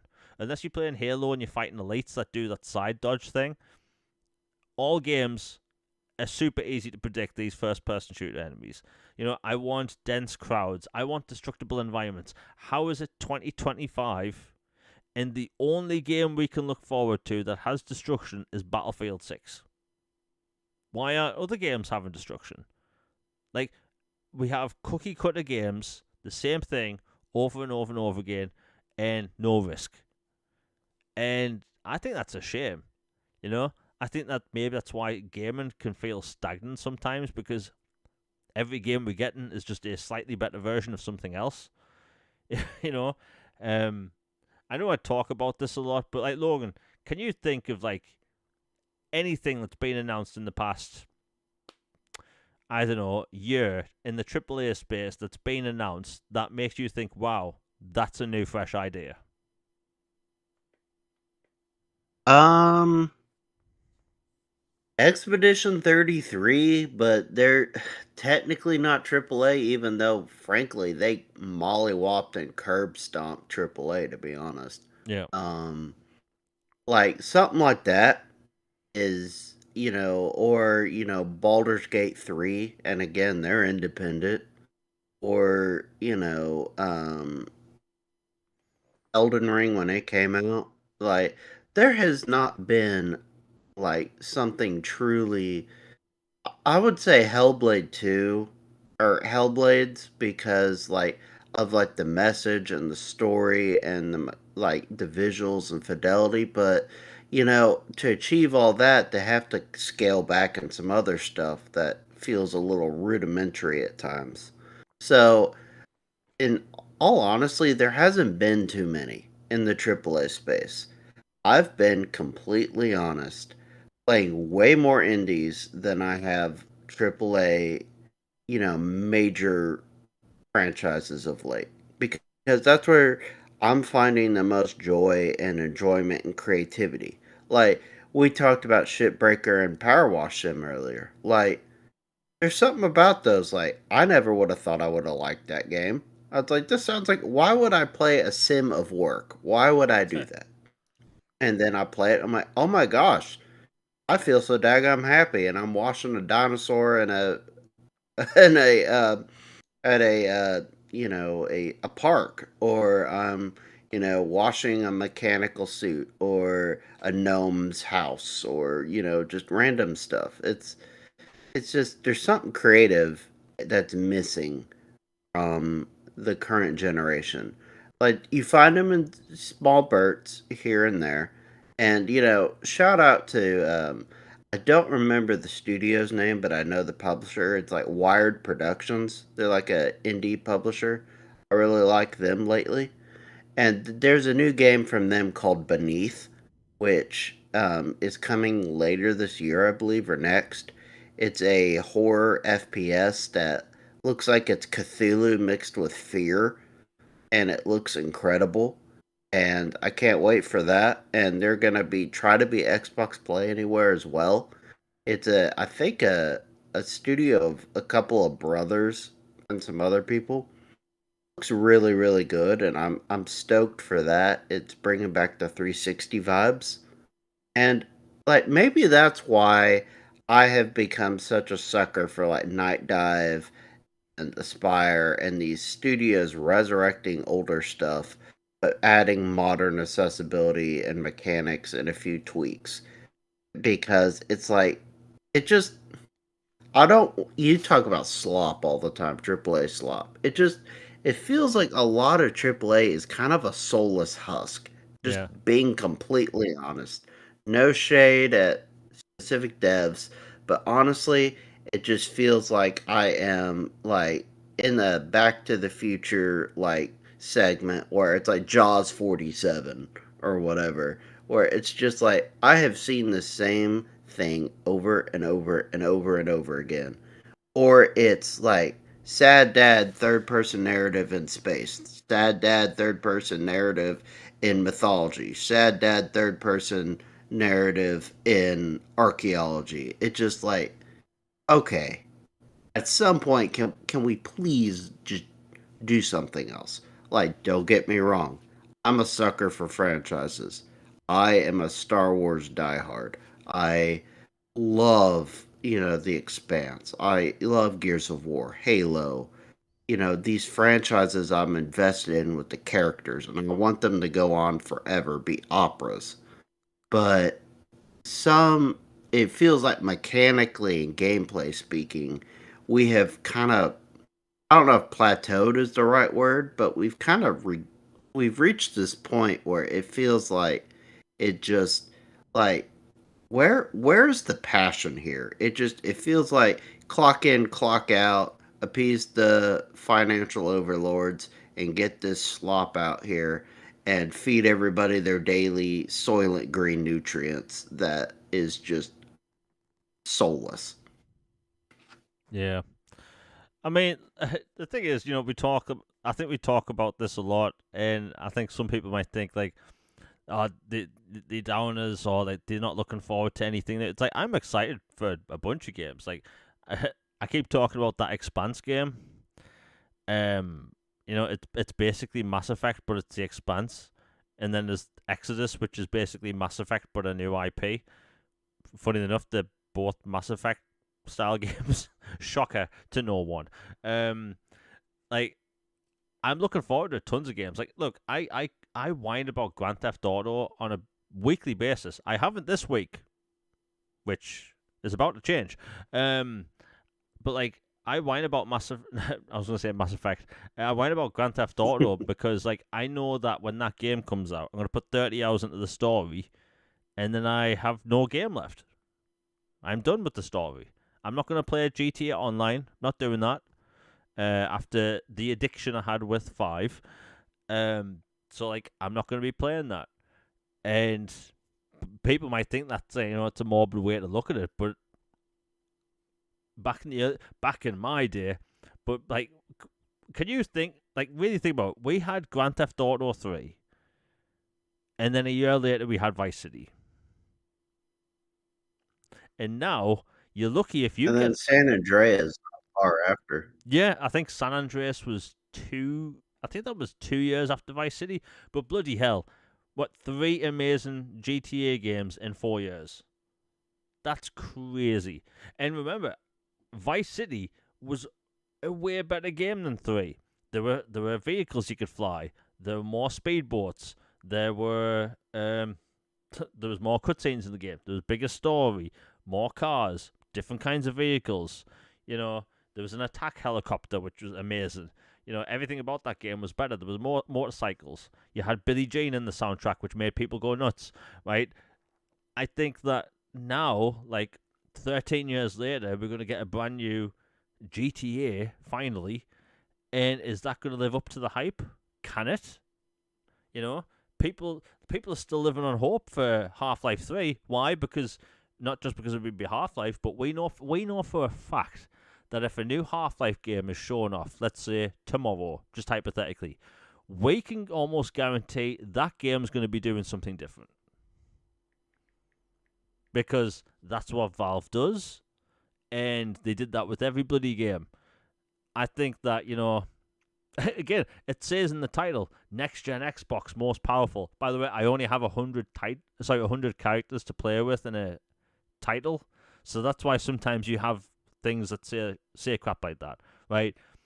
Like it's going to be an awesome next gen box, but I want to see what developers can do, long term. I want to see new features. Like Logan said, we're getting the same cookie cutter experience over and over and over again. We need new experiences, Now, I hope some developers prove me wrong. I say all this, and I know for a fact I'm going to eat up the Expanse game, which I think is going to be showing off tomorrow. and I'm going to be all over that. I'm going to hype drain the living hell out of it. Final Fantasy VII Remake is going to be shown off tomorrow on Xbox.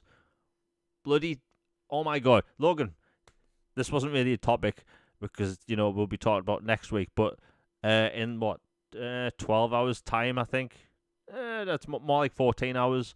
We're finally going to see Final Fantasy on an Xbox. Final Fantasy VII Remake. The Ice Cube survived. It made it. Yeah. Like, 3 years ago we start talking about this? That Final Fantasy VII, like, what is our prediction of if it ever happening? Like, it started off as it's never happening. Then it went to, we might see these games come to Xbox after the trilogy is finished. That was a fun one. And then it kind of slowly changed to, maybe after Rebirth. But then, the Switch version was announced. Remember when the Switch version was announced and people lost their marbles because the Xbox version wasn't announced? Oh, yeah. People went ballistic. They're like, we've been hosed. It's a scam. Everyone's a fraud. Yeah. And the funny thing is, right, as soon as it was announced for Switch, I literally, me hands just covered my face. I was like, oh no. Because everyone start liking and bookmarking my old Final Fantasy posts. And start replying saying, but Jamie, it wasn't just announced, it was just announced for the Switch and not Xbox. And then it was trending on Twitter. It was Final Fantasy VII on Switch before Xbox. It was hilarious. But they're both going to release on the same bloody day. And it was announced at the Xbox showcase. The live reactions were hilarious because that was the hype. Like, my reactions live on the channel, I lost my marbles. My neighbours heard me. Like, I talk about how all these games are stagnant and we need fresh ideas. Excuse me. I'm so happy that game's finally coming. Like, oh my god. But yeah, we should be seeing it on Xbox on their show. I think, while we're live, I'll actually look the time because I have it saved on my phone. But yeah, Xbox is having two little shows, one of which is tomorrow, which is August 20th. And the other show is on Thursday, August 21st. Let's see. Oh, yeah. Oh, Logan, you like this. Alongside Final Fantasy VII Remake Integrate coming to Xbox, Power Wash Simulator 2 is going to be there. Oh, heck yeah. There you go. A1, baby, let's go. Yeah, and that's going to be it doesn't say the time. No, I'll have to check. I have the timetable wrote down on my phone. Here we go. It will be at 9 a.m. ET, and that is, let's see, that's 2 p.m. UK time and 6 a.m. PT. So yeah, that's when we're going to see 8 a.m. my time. Yeah, so that's when we're going to be seeing Final Fantasy and all that stuff. Now, it's been a great show. Logan, have you got anything else to say before we close it all out?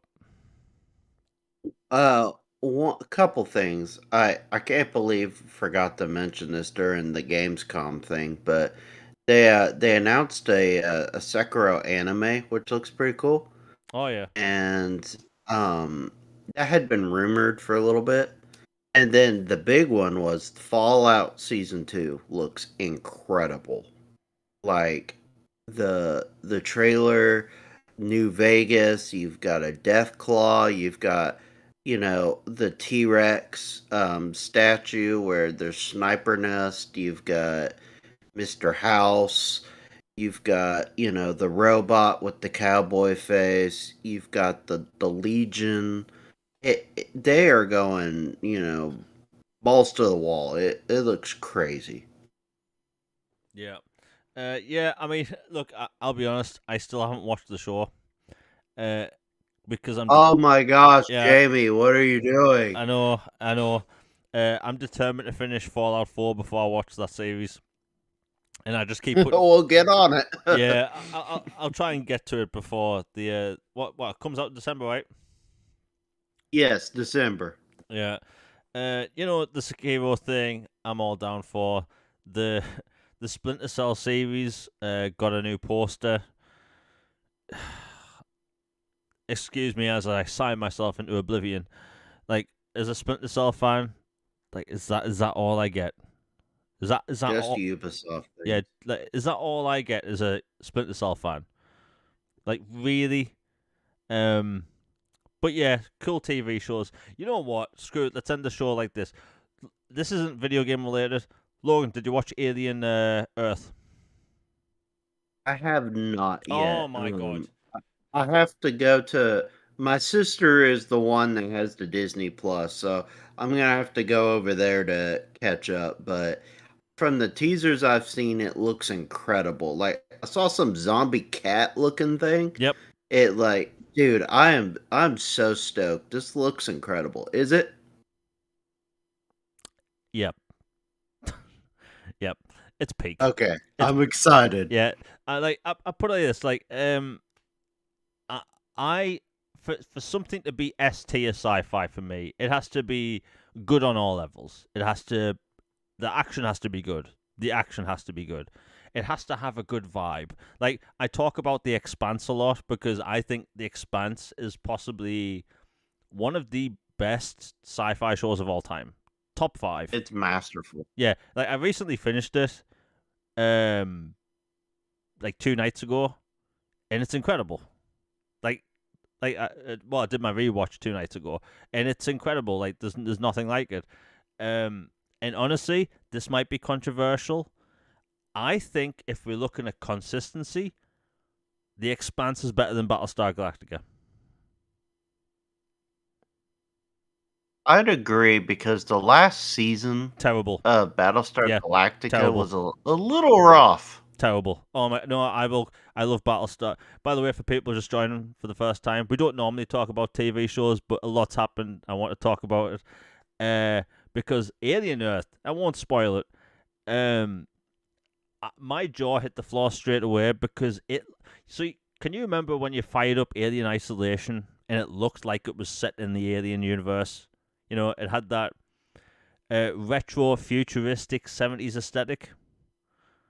Oh, with the like bobblehead Yeah. bird and the lamps and yeah. Yeah. This okay, I got the virus protection thing on my bloody PC. Scared the living hell out of us. So like Alien Earth has that 70s retro sci-fi look. And they nailed that. Like it looks spot on. It's set. I probably forgot about this. I think it's set like 2 years before the first Alien movie. Yeah, and after Prometheus. Covenant. Well, Covenant doesn't exist. Oh yeah. I could crap on that film all day. But Alien Earth, my god. Oh, and by the way, physical sets. I shouldn't have to. Beautiful. I shouldn't have to like praise a show for this, but I will. I get during the pandemic, and these companies used green screens a lot, and what's that thing called where they use the Unreal Engine thing, the Volume. I can't remember, but I know what you're talking about. Yeah, I think it's called the Volume. They did a lot of the Mandalorian season 1 and 2 in that, where it's a 360-degree field of view screen, right? Works really well. But in this, you have massive, like, big sets. You have the Xenomorph is clearly a dude in a suit, but you know what? That infinitely looks better than a CGI monster, which we can tell is CG. So, from the onset, 2 episodes in, absolutely nailed it. Absolutely nailed it. The story's great. The action's great. The story takes place. I'm not going to spoil it, but the story goes places almost immediately where you wouldn't expect. And if anything, I would tell people to not watch the trailers. Like, the trailers don't spoil the series, but as Logan knows, I almost don't watch trailers at all now. For TVs or movies, like, I'm out. Like, I don't watch Marvel trailers, Star Wars trailers, like, basically anything. Like, when the new Avatar trailer dropped, like, last week, I'm not watching that. I'm going to go into that film. Give away the best parts. Yeah, I'm going to go into that new Avatar film later this year without seeing a single frame. Hopefully. But But that's what I'm like now. I went into this Alien show without seeing anything. I saw the poster on Disney Plus. That's it. So yeah, it honestly, Disney's knocked it out of the park for sci-fi this year. They had Andor season 2, which S tier sci-fi, physical sets, and you have Alien Earth. So the 2 for 2. But yeah, and you know what? Considering the next episode is on tomorrow, we'll probably talk about it next week as well. Again, we don't normally talk about television on these podcasts, but again, we've went over 2 hours. It's normally 2. Anyway, Logan, it's been great talking to you this week. I think that the next week's going to be really interesting because Microsoft and a few other companies have a bunch of games to show over Gamescom. There's some games that's going to be Ally.